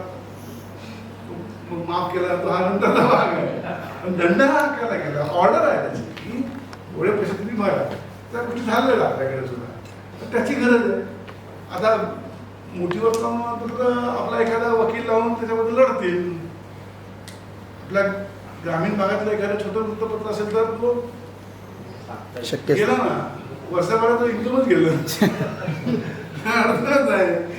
मग काय करा, ही काळजी घेणं आपल्याला अपेक्षित आहे. त्यामुळे विधी सेवा प्राधिकरण, सरकारी वकील मोठा मुद्दा आहे. तर सरकारी वकील आपण त्याच्याबद्दल कधीच बोलत नाही, काही नाही. कधीतरी प्रयत्न करा. बरं, तुम्ही म्हणा आम्ही आता कोर्टात जाऊन बसतो आणि ऐकतो सगळं, तुम्हाला परवानगी मिळणार आहे का? तुम्ही चांगल्या हेतूने एखादं पत्र लिहिलं जज साहेबांना त्या कोर्टाच्या की मला इकडची प्रक्रिया समजून घ्यायची आहे, याच्याबद्दल मला जागृती करायची आहे, याच्याबद्दल मला समाजासमोर लोकांसमोर आणायचं आहे की हे किती सकारात्मक पद्धतीने वातावरण तयार केलं जातं, इथे ऐकलं जातं. मांडा तुमचा मुद्दा नीट, तुम्हाला बसायला परवानगी मिळेल. तुम्ही असं म्हटलं की तुम्ही बघतो कसं काम करतात, लाभ म्हणून हे लक्षात ठेवायचं. तिकडे ह्या गोष्टी चालत नाही. आपला ॲटिट्यूड आपल्या घरी ठेवायचा आणि आपली काय करायची, तयारी करायची आणि मग ह्या सगळ्या लोकांकडे जायचं. जा तुम्ही, माझ्या माहितीप्रमाणे तुम्हाला परवानगी मिळेल. मुंबईमध्ये दिंडोशी कोर्ट आणि सेशन कोर्ट, ह्या सेशन कोर्टामध्ये 6 म्हणजे मुंबईच्या सेशन कोर्टामध्ये 6 न्यायालयांना हा दर्जा आहे. आणि मुंबईच्या सबमधल्या दिंडोशीमधल्या सेशन कोर्टामध्ये 2 न्यायालय आहे. अलिबागच्या कोर्टामध्ये 2 न्यायालय आहे. ठाण्याच्या कोर्टामध्ये 3 न्यायालय आहे. कुठल्यातरी न्यायालयात बसून परवानगी मागा, बसा, अख्खा दिवस घालवा तिकडे. मग तुम्हाला कळेल की किती ट्रॉमा असतो, किती प्रेशर असतं. मग हा जो वकील असतो आरोपीचा, तो किती वाईट पद्धतीने वागत असतो त्या ठिकाणी. ते सगळे प्रकार आपल्याला बघायला मिळतात. मग याच्यामध्ये मोठा पोलीस आणखी कुठे करतात, समजा कुटुंबातला व्यक्ती असेल, कुटुंब हे वडीलच समजा शोषण करता आहे आणि मग त्या ठिकाणी त्या अशा केसेसमध्ये मुलगी एका बाजूला आणि अख्खा कुटुंब एका बाजूला पडतो आणि मुलीच्या बाजूने कोणच उभं राहत नाही. आणि त्या अशा केसेसमध्ये मग सार्थक टीमची भूमिका, सपोर्ट पर्सनची भूमिका खूप महत्त्वाची ठरते की त्या मुलीच्या सोबत राहणं. तुम्ही विचार करा ना की अख्खं कुटुंब एका बाजूला सगळ्याला वाचवायला आणि या मुलीच्या बाजूने कोणच नसतं. मग अशा वेळेस काय, मग अशा वेळेस त्या मुलीला सपोर्ट करणं, अशा वेळेस त्या मुलीच्या सोबत करणं, अशा वेळेस त्या मुलीला प्रत्येक वेळी आपल्याला कोण ओरिएंटेशन देतच नाही. आपल्या लहानपणापासून काय शिकवलं गेलं, पोलीस स्टेशनची पायरी आणि कोर्टाची पायरी कधीच चढायची नाही, शिकवलं गेलं ना आपल्याला. मग आधी तुम्ही जर कोर्टात कुठला गेला तर तुम्हाला भीती वाटते की नाही, आपल्या सांगा वाटते ना. आपण किती निर्भय असतो तरी सुद्धा भीती वाटते. काय भीती वाटते, आपण काय केलं नसतं सुद्धा भीती वाटते. या सगळ्या गोष्टी आहेत. मग तुम्ही विचार करा की त्या प्रभावित बालकाच्या मनावर त्याचा किती परिणाम होत असेल. आणि ह्या अंगाने सुद्धा आपण हे सगळं तपासलं पाहिजे, बघितलं पाहिजे, लिहिलं पाहिजे या अंगाने सुद्धा. आणि मग मग कोर्ट म्हणजे मला प्रॅक्टिकल तुम्ही विचाराल तुम्ही म्हणेल कोर्टाच्या आवारात सुद्धा कोर्ट असता का म्हणे. बघा मी काय बोलतोय, कोर्टाच्या आवारात सुद्धा कोर्ट असता का. वातावरण तेच असतं ना हो, काय डगले घातलेले सगळे वकील धावत असतात, वकील लोक असतात, एवढा फायली घेऊन लोक जात असतात. भीती वाटत ना त्या फायली बघितल्या, त्याच्यात माझी फाईल कोणती. बघा तुम्ही विचार करा या सगळ्याचा. त्यामुळे त्या भूमिकेत आपण विचार करण्याची गरज आहे. बदलेल हे चित्र, अजून किती वर्ष लागतील मला माहित नाही, पण आपण सकारात्मक राहूया हे सगळे विचार करण्याची गरज आहे. त्यामुळे सरकारी वकील आणि मग विशेष न्याय. आता मागाशी तुम्हाला तुषार सरांनी छान चित्र दाखवलं या ठिकाणी. चित्र बघितलं ना आपण, चांगलं न्यायालय चाइल्ड फ्रेंडली न्यायालय बनवण्याचं काय करू शकतो. सार्थक म्हणून एक चांगला प्रयत्न आपला सुरू आहे की त्याची आता हे तुम्हाला जाऊन चला आता आम्ही तुम्हाला मदत करतो सगळं बघूया असं करता येत नाही ना. ती रिसर्च परवानगी त्या प्रक्रियेमध्ये आम्ही थोडं थांबलेलो आहोत. ते झालं की तो आपल्याला बघता येईल आणि आपण त्यामध्ये सोबत मिळून ते बदलायचा प्रयत्न करू की काय नेमकं चांगले करता शकेल. बरंच प्रत्येक तुम्हाला एवढी जागा मोठी मिळेल असं तर भाग नाही. तुम्ही बघा जागा एवढीच आहे, एवढ्या जागेत मला सगळं घ्यायचं आहे, विचार बदलावा लागेल ना. तर त्यामुळे त्या गोष्टींची सुद्धा आपल्याला काळजी घेणं आवश्यक आहे. त्यामुळे हे सगळे मुद्दे आहेत की जे मुद्दे आपल्याला बघण्याची गरज लागणार आहे. या अनुषंगाने आपण त्या बघण्याचा प्रयत्न या ठिकाणी करू शकतो. इथपर्यंत कोणाला काही प्रश्न काय विचारायचं नक्की. सर पोलीसच्या बाबतीत थोडाफार विचारायचं. मला बोलायचं केसेस येतात परंतु त्यावेळेचा जो तिथला उपलब्ध अधिकारी असतो हां तो त्याच्या सिनियरच्या सहीची वाट बघत असतो किंवा सिनियरच्या परवानगीची वाट बघत असतो. हां याच्यात रिस्पॉन्स जो असतो तो मिळत नाही लोक. बरोबर. आता याच्यामध्ये सर चांगली गोष्ट काय झाली की जे ऑफिसर असतात त्यांच्यासोबतची जर प्रक्रिया आपल्याला नीट करता आली या सगळ्या ह्याच्यामध्ये जे ऑफिसर असतात त्यांच्यासोबतची, तर आता माझा अनुभव वेगळा सांगतो की एखादा जर अनुभवी PSI जरी असला तरी सुद्धा त्याला मग ऐकतात.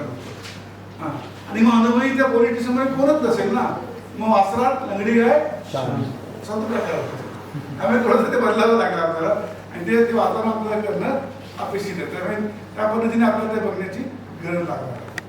त्यामुळे मुलांच्या संदर्भात घडणाऱ्या केसेसमध्ये आपल्याला ही काळजी घ्यावी लागणार आहे की माहिती डिस्क्लोज न करणं हा वेगळा मुद्दा, पण माहिती डिस्क्लोज करणारी व्यक्ती जर आपल्याला माहिती असेल तर ती माहिती आपण संबंधित न्यायालयाला द्यायला पाहिजे. बरोबर ना. मग आपण इकडे घाबरतो, मी कशाला वाकडे बनत राहू, मी कशाला डोक्याला ताप करून घेऊ, मग सोडून द्या. मग इथे पण बोलायची गरज नाही. आपण करणार नसू तर कुठेच बोलायचं नाही, करणार असू तर तुमच्या मागे सगळे लोक आपण आला सगळं घाबरतो कशाला सर, आपण सगळे मरणार आहोत ना, बाकी कशाला घाबरत नाही आपण. आणि फोटो आपल्याला लागणार आहे कधी ना कधी, 2 मिनिटं उभं राहून काम करू आम्ही.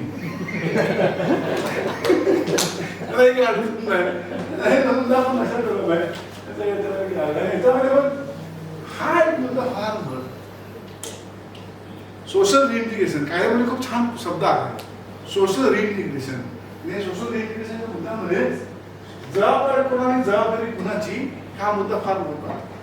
कारण सेक्शुअल अब्यूजच्या केसेस मधल्या मुलांचं पुनर्वसन करायचं म्हणजे काय काय करायचं बघा. हा मुद्दा सामाजिक वातावरण आम्ही वागतो. बऱ्याचदा शाळांमधून त्या मुलांना सारखं बघितलं जातं. शिक्षक लोक उगाच सहानुभूतीने बघत जास्त बघतात किंवा अख्खा समाज त्यांच्याकडे बघतो, अरे ही मुलगी काय बिचारी नाही ना. त्याच्यानं त्या मुलीला बाहेर काढण्यासाठी किंवा मुलाला बाहेर काढण्यासाठी आपला प्रयत्न असणं आवश्यक आहे. त्यामुळे वागणूक आपली कशी बदलेल हा एक मुद्दा. मानसिक, आर्थिक आणि शैक्षणिक सपोर्ट हा सुद्धा एवढाच महत्वाचा आहे. मुलींचं शिक्षण थांबतं हे लक्षात घ्या. आतापर्यंतच्या ग्रामीण भागातल्या केसेसमध्ये मुलींचं शिक्षण थांबलेलं आहे. त्याच्या काळ घेऊन बघितलं पाहिजे आणि विकासात्मक आणि संरक्षणाची भूमिका कोणाची असणार आहे हे निश्चित करत. त्यामुळे हा जो पार्ट आहे हा सोशल रिइंटिग्रेशनचा खूप महत्वाचा पार्ट आहे आणि त्या पद्धतीचं सोशल रिइंटिग्रेशन आपल्याला करता येऊ शकतं का हे आपण पाहण्याची गरज आहे. आणि मग मुलांच्या संदर्भामध्ये ह्या सगळ्या ज्या यंत्रणा जिल्हा स्तरावर या आपल्या सगळ्यांना माहीत असणं. बघा बाल समिती मगाशी आपण बोललो, बाल न्याय मंडळाबद्दल आपण बोललो, विशेष बाल पोलीस पथकाबद्दल आपण बोललो. प्रत्येक पोलीस स्टेशनमध्ये बाल कल्याण पोलीस जिल्हा पुनर्वसन समिती कोण असतात अध्यक्ष कलेक्टर. आता कोविडच्या काळामध्ये ही समिती तयार झालेली आहे. आपल्याला त्यांच्याकडनं बरीचशी माहिती मिळू शकते. म्हणजे बऱ्याचशा कलेक्टरांना National Commission for the Protection of Child Rights आणि स्टेट चाइल्ड राईट्स कमिशनचे ऑर्डर्स आहेत, आदेश आहेत की तुमच्या जिल्ह्यांमध्ये तुम्ही मुलांच्या संदर्भामध्ये नेमकं काय करताय हे आम्हाला सांगा. बिलकुल ऑर्डर्स आहेत त्यांच्या. पण त्या दृष्टिकोनातून आपण विचार केला पाहिजे आणि मग कलेक्टरांच्या ऑफिसशी संपर्क करून विचारलं पाहिजे की काय चाललंय, काय प्रयोग करताय. म्हणजे मला मुंबईचे कलेक्टर जे आहेत आता राजीव निवतकर खूप चांगल्या प्रक्रिया करतात. समजून घेतलं पाहिजे काय काय करतात. त्यांनी सगळ्या महानगरपालिकेच्या लोकांना आता आदेशच दिले आहेत. आता ह्या शैक्षणिक वर्षामध्ये जेव्हा शाळा सुरू होतील तेव्हा प्रत्येक शाळेमध्ये महानगरपालिकेने आदेश काढले आहेत शाळा सुरक्षा समिती तयार केलीच पाहिजे. म्हणजे सखी सावित्रीचा GR याच्या अगोदर त्यांच्या ऑर्डर्स आलेल्या आहेत. हे सगळे कोऑर्डिनेशन आपल्याला समजून घेऊन बघितलं पाहिजे की काय प्रयत्न केला. हे काय CLTF child labour task force आणि या चाइल्ड लेबर टास्क फोर्सचं सुद्धा आपण स्पष्ट असलं पाहिजे. अनैतिक बाल व्यापार विरोधी कृती दल आहे, जिल्हा बाल संरक्षण समिती आहे आणि जिल्हा विधी सेवा प्राधिकरण. म्हणजे मुलांच्या संदर्भात काम करणाऱ्या जिल्ह्यामध्ये एवढ्या यंत्रणा म्हणजे एवढ्या सगळ्या यंत्रणा काम करतात. इथलं किती माहिती होतं तुम्हाला? 2, 3, 4 1-2 माहिती होती. 2 माहिती होत्या बाकीच्या नव्हत्या. पण ह्या आताच्या घडीला म्हणजे 27 मार्च 2022 ला सुद्धा ह्या यंत्रणा आपल्या सगळ्या जिल्ह्यांमध्ये उपलब्ध आहेत. त्यांची मदत आपल्याला सगळ्यांना घेता येऊ शकते. बघा राज्य स्तरावर काय आहे. राज्य स्तरावर काय आहे बघा. उच्च न्यायालय, सत्र न्यायालय किती लोकांना माहिती मला माहिती नाही. जिल्हा हायकोर्टामध्ये सगळ्या भारतातल्या सगळ्या हायकोर्टामध्ये ज्युनियर जस्टिस कमिटी 5 सिटिंग जजची तयारी केली गेलेली आहे. माहिती तुम्हाला 5 सिटिंग जज आहेत त्याच्या. आता ज्या जस्टिस साधना ज्या आहेत त्या या समितीच्या अध्यक्ष आहेत. जस्टिस मेनन आहे, जस्टिस शिंदे आहे, जस्टिस प्रभू देसाई आहे आणि जस्टिस कानडे आहे. ही सगळी मंडळी येथे ही पूर्णपणे ज्युनियर जस्टिस कमिटी JJC म्हणतात त्याला. ही ज्युनियर जस्टिस कमिटी सिटिंग जज आणि यांच्या मिटिंगा लागोपाठ होतात. दर आठवड्याला मिटिंग होतात आणि सगळी प्रक्रिया हे केली जाते की काय होतंय, काय होतंय, कुठे अडचण आहे. आणि मग त्या उद्या जर कुठल्या जिल्ह्यातनं काही अडचण महत्वाची सांगितली गेली की त्या जिल्ह्यात त्या खात्याच्या अधिकाऱ्यांना बोलून त्यांना लगेच त्याबद्दलची प्रक्रिया करायला सांगितली जाते. बघा सकारात्मक काही गोष्टी घडतात ज्या आपल्याला माहीत नसतात. त्या गोष्टी घडायचा प्रयत्न होतात. त्यामुळे या व्यवस्था आहेत. सत्र न्यायालय, राज्य बालक आयोग संरक्षण आयोग माहिती आहे तुम्हाला. राज्य बालक संरक्षण आयोग माहिती आहे सगळ्यांना. आपल्या राज्यामध्ये राज्य बालक संरक्षण आयोग आहे नाही माहिती. मग भेटलात कधी राज्य बालक संरक्षण आयोगाच्या लोकांना? माहितच नाही तर भेटायचा संबंध येतोच कुठे आहे ना अडचण. म्हणजे आपल्याला कुठली माहिती असण्याची गरज आहे. राज्य बालक संरक्षण आयोग हे जे सगळे कायदे त्या सगळ्या कायद्याचं मॉनिटरिंग करणारा आयोग म्हणून ओळखला जातो.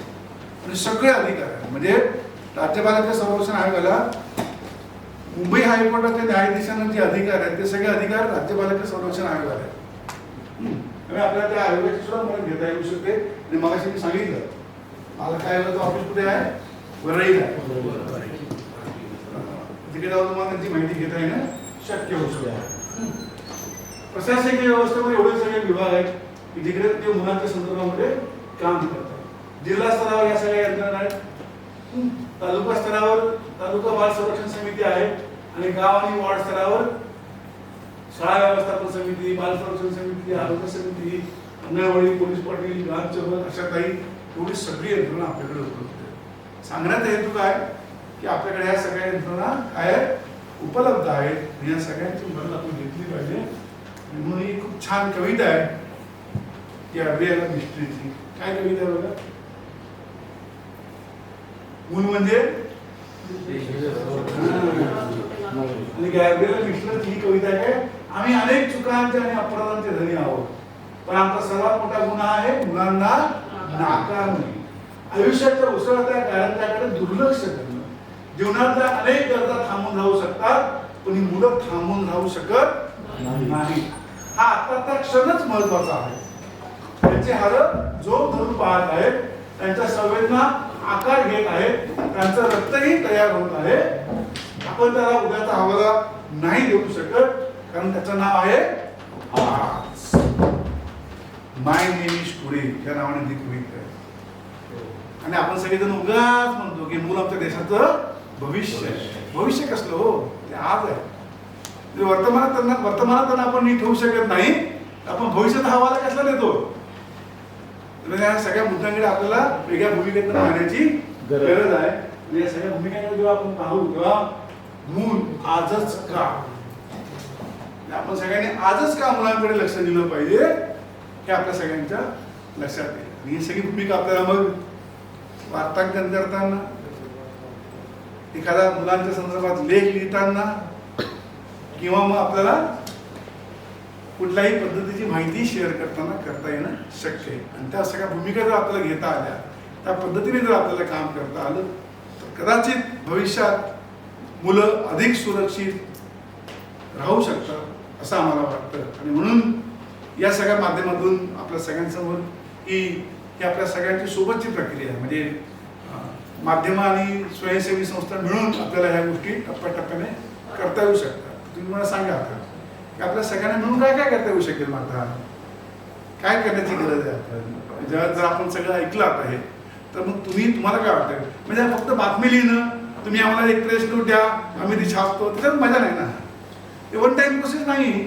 आपल्याला लॉंग टर्म काय करता येऊ शकतं. एकत्र आपल्याला कुठे कुठे पैरवी करता येऊ शकते. जो मगाशी मुद्दा श्रीमीराने विचारला होता की आपल्याला कुठे कुठे पैरवी करता येईल, कुठे कुठे आपल्याला ॲडव्होकेसी करता येईल, कुठे कुठे आपल्याला त्या भूमिकेतून मांडणी करता येऊ शकेल. तर ते पाहता येऊ शकतं का, हे आपल्याला पाहतो. त्या अनुषंगाने मला असं वाटतं की आपण विचार करा. काय वाटतं तुम्हाला. आपण एक 5 मिनिटं त्याच्यावर बोलूया आणि मग आपण थांबू शकतो. आता रोज तुमचा आणि माझा आपला काय तो विचार करा आपण काय केलं पाहिजे. आता थांबूया. इतरांना काय सांगायचं ते संपलं. आता मी काय करणार, माझं माध्यम काय करणार आणि माझी भूमिका काय, हे विचारायला बोलूया आपण. सर, आपण ज्या 2 दिवसाच्या कार्यशाळेत जी माहिती आम्ही घेतलेली आहे ती आपण स्वतः अजून अभ्यासली पाहिजे. शाबास. आणि मग ती इतरांना सांगण्याकरता किंवा याच्याकरता आपण पुढे त्याच्याकरता एक स्ट्रॅटेजीने गेलं पाहिजे पुढे. तर ते थोडं आपण वरती जाऊ शकतो. खूप छान. आपण म्हणणं काही लॉंग टर्म आपण पुढे आपल्याला ठेवावेच लागणार. ठेवायच लागणार. पण काय लॉंग टर्म ठेवायचं म्हणजे काय करायचं. जिकडे तिकडे इंटरव्हेन्शन करणं शक्य आहे. मुलांच्या बाजूने उभं राहणं आणि प्रत्येक मुलं आपलं मुलं आहे असं समजून या प्रक्रियेकडे बघितलं पाहिजे. खूप छान सगळं तू मांडलं की जेव्हा जेव्हा शक्य होईल तेव्हा इंटरव्हेन्शन करणं, जेव्हा जेव्हा शक्य होईल तेव्हा याच्याबद्दल बोलणं, जेव्हा जेव्हा शक्य होईल तेव्हा याच्याबद्दल नेमक्या गॅप शोधून काढणं. बघा आपल्या सगळ्यांना गॅप शोधायचं, पण गॅप शोधायचं म्हणजे समोरच्याला जाब विचारणं नव्हे. मी परत सांगतोय. गॅप शोधून काढून त्या गॅपवर काय करावं लागेल, आपल्याला काय काम करायचं याची तयारी करावी लागेल. आपल्याला करायची त्याची उत्तरं सगळ्याची आपल्याकडे उत्तरं कोणाकडे नसतील, पण आपल्याला त्याच्याबद्दल काय करावं लागेल, उत्तरं शोधण्यासाठी सुद्धा वेगवेगळ्या लोकांशी बोलावं लागेल, भेटावं लागेल. आपल्याला सगळ्यांना आता आपण नुसतं व्हॉट्सअपला गट तयार केलाय, पण या सगळ्या गोष्टींना घेऊन एकत्रितपणे काम करायची संधी मिळते. आपण ते केलं पाहिजे की नाही केलं पाहिजे. केलं पाहिजे. आणि केसेसला घेऊन सुद्धा बोललं पाहिजे. वर्तमानपत्रांमध्ये आपल्या जिल्ह्यामध्ये एखादी घटना घडली तर त्या घटनेचा आपण लॉंग टर्म पाठपुरावा केला पाहिजे की बातमीपुरता गेला पाहिजे. लॉंग टर्म मला आवडेल ते, आम्हाला सगळ्यांना आवडेल की आपण काय करूया त्याचा लॉंग टर्म पाठपुरावा केला. म्हणजे ती केवळ बातमी दिली की माझं काम संपलं, बातमी दाखवलं की माझं काम संपलं असं न बघता त्या मुलीच्या, त्या बालकाच्या, त्या प्रभावित बालकाच्या जीवनामध्ये आनंद येईपर्यंत आपण सोबत करूया. बघा केवळ संस्थांच्या सोबत नाही, माध्यम, संस्था, व्यवस्था सगळे त्या बालकाच्या सोबत असतील तर काल जशी ती अभया खुश झाली शेवटी तिच्या एकांकिकेमध्ये, तसं वातावरण आपल्याला भविष्यात तयार करण्याची भूमिका घ्यावी लागेल. तर करूया आपण सगळे मिळून. आपण खूप मोठे प्रक्रिया करूया नको, एक 3 गोष्टींवर आपण लक्ष देऊया. जिकडे आपल्याला एक तर स्वतः अभ्यास करूया, हा पहिला मुद्दा. आणि अभ्यास करण्यासाठी जी माहिती आपल्याला मिळेल, तुम्हाला काही माहिती मिळाली ती आपल्याला ग्रुपवर टाकता येईल, आमच्याकडे काही माहिती नाही तर आम्हाला दुसऱ्या ग्रुपवर टाकता येईल, त्याच्यामध्ये काही अडचण नाही. दुसरा जिकडे शक्य आहे तिकडे आपण काय करूया, इंटरव्हेन्शन्स करूया, भूमिका घेऊया, मांडणी करूया, मदत करण्याचा प्रयत्न करूया. आणि मगाशी जो गॅप पाहिला आपण तो गॅप सुद्धा शोधून काढण्याचा प्रयत्न करूया. आणि आणि तिसरा टप्पा की प्रभावित बालकाचं सामाजिक पुनर्एकात्मीकरण. मी पुनर्वसन म्हणत नाही आला बघा शब्द आहे. सामाजिक पुनर्एकात्मीकरण म्हणजे समाजाच्या मुख्य प्रवाहामध्ये ते बालक येईपर्यंत आपण सोबत करूया. तू जा पुढे, मी मागे आहे, नाही असं नाही. आपण काय म्हणतोय, सोबत करूया. आणि सोबतीची भूमिका मला असं वाटतं की आपण माध्यम म्हणून आता सुरुवात करूया. आणि जेव्हा जेव्हा संधी मिळेल आपल्याला, दोन पुन्हा मुद्दे आहेत. तुम्हाला जेव्हा सगळ्यांना असं वाटेल तेव्हा तुम्ही नक्कीच सार्थकच्या ऑफिसला येऊन आपण एक छोटे छोटे अभ्यासाच्या कार्यशाळा, छोटे छोटे मुद्दे आपल्याला महिन्यात एखाद्या शनिवारी करता येऊ शकतात का, किंवा तुम्ही सांगा त्या दिवशी आपल्याला खूप जण नाहीत, आपण बैसून बोललं पाहिजे. किंवा तुमच्या जिल्ह्याच्या ठिकाणी DIOच्या मदतीने अजून जे काही पत्रकार जे येऊ शकत नाही आपल्याकडे, मग अशा लोकांच्या छोट्या छोट्या 4-5 लोकांसोबत आपल्याला संवाद साधता येऊ शकतो का. 2 दिवसाची कार्यशाळा घेणं आपल्याला शक्य होणार नाही, पण किमान तिकडे एक 4-5 तास बसून बोलता येऊ शकतं का. असे छोटे छोटे प्रयोग करता येतील का आपल्याला. आणि त्या सगळ्या गोष्टी तुम्ही सगळ्यांनी पुढाकार घ्यावा अशी आमची अपेक्षा आहे. नक्कीच नक्की. आपण ही भूमिका आपली कायम ठेवूया या सगळ्या कामामध्ये. जिकडे जिकडे शक्य तिकडे आपण. आणि आम्हाला माहिती आहे, कारण आम्ही सुद्धा जेव्हा काही लोकांशी बोलायला गेलो होतो, अरुण होते, आम्ही होतो, काय म्हणत त्याला, आमच्यासोबत आमची होती आणि अदिती होती, तेव्हा त्यांनी पण तेच सांगितलं की काही लोकांना पूर्ण दिवस देणं शक्य नसतं, पण 2-4 तास लोक व्यायाम द्यायला तयार असतात. ते आपल्याला करता येणं शक्य होईल का ते पाहते. आणखीन या संदर्भात समजा आम्ही सार्थकच्या माध्यमातून काही पोस्टर्स तयार करणार. तुम्हाला काय वाटतं की आपल्या जिल्ह्यामध्ये ते पोस्टर्स वेगवेगळ्या लोकांपर्यंत तुमची मत मिळेल त्याच्यामध्ये? ते पोस्टर सुद्धा आपल्याला मिळता येऊ शकते का, ते आपल्याला पाहता येऊ शकते, त्याला काय वाटतं. आणि या सगळ्या प्रक्रियेमध्ये आपण सोबत. हा सर, आता सध्या झूम मीटिंगद्वारे सुद्धा आपण मीटिंग करू शकतो. जे पत्रकार आहेत वेगवेगळ्या ठिकाणी. आता मी रायगड जिल्ह्याचा प्रतिनिधी आहे, तर 15 तालुके आहेत. 15 तालुक्यामध्ये वेगवेगळ्या पत्रकारांचे वेगवेगळे काही अगदी शेवटच्या डोक्यापर्यंत काय प्रॉब्लेम अशा आता लोकांना झूम मध्ये सर अमेरिकेचे लोक जातात, काय प्रॉब्लेम नाही. झूम मुळे आता अमेरिकेच्या जवळ अशा पद्धतीने हे त्यांना पण ते माहिती देऊ शकतो आपण. पुढाकार घ्या कारण कोणाला पुढाकार घ्यावा लागते.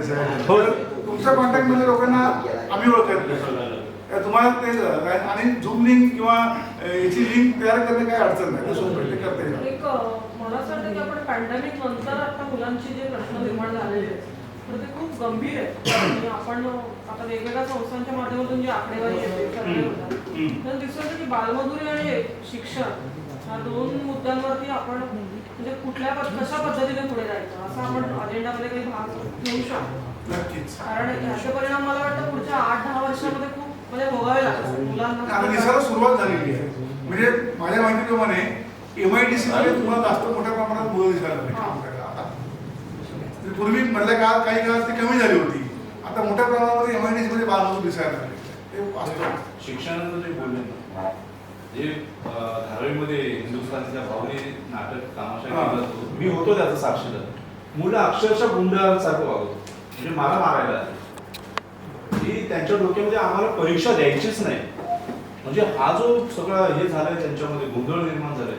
मी बोललो मुलांशी वगैरे, त्यांना समजावलं, पोलिसांना थांबवलं की मारू नका, मारण्याने प्रश्न सुटणार नाहीत. मुलींना मारत होते. तर त्या मुलांची मानसिक स्थिती जी बदललेली आहे ना, मी बोलतो हे विद्यार्थी वाटत नाहीत म्हटलं मी. तर ते शिक्षणाच्या बाबतीतला आहे ना, तो गोंधळ कसा कमी करता येईल ते बघावं लागलं. त्या सगळ्या प्रक्रियेमध्ये आपल्याला वेगवेगळ्या लोकांना वेगवेगळ्या भूमिका घ्याव्या. म्हणजे आम्हाला कल्पना आहे की आपण इथून गेल्यानंतर आपल्या रोजच्या कामात गुंतलो की हळूहळू हे मुद्दे मागे पडतात. म्हणून आपण खूप काही ठरवूया नको. आपण 3-4 मुद्दे घेऊन काही गोष्टी आहेत म्हणजे आपल्याकडे वॉर्ड कमिटी बनवणार. Very good, very good. तर आपल्या वाड्यामध्ये आपल्याला वॉर्ड कमिटी तयार करता येते का बघा. हो. आणि काय अडचण नाही. हां, फक्त आता मी विनंती करेन की इलेक्शन झाल्यावर होतं म्हणजे नवीन नगरसेवक जॉईन नव्हती तो मागणी व्हायची. त्यावेळेस 6 महिने ग्राउंडवर करता येईल तुला. तयार आहेत आपली. मला माहिती आहे ग्राउंडवर करता येईल. आणखीन काय कोणाला? ओके, तर नसेल तर मग सगळ्यांच्या वतीने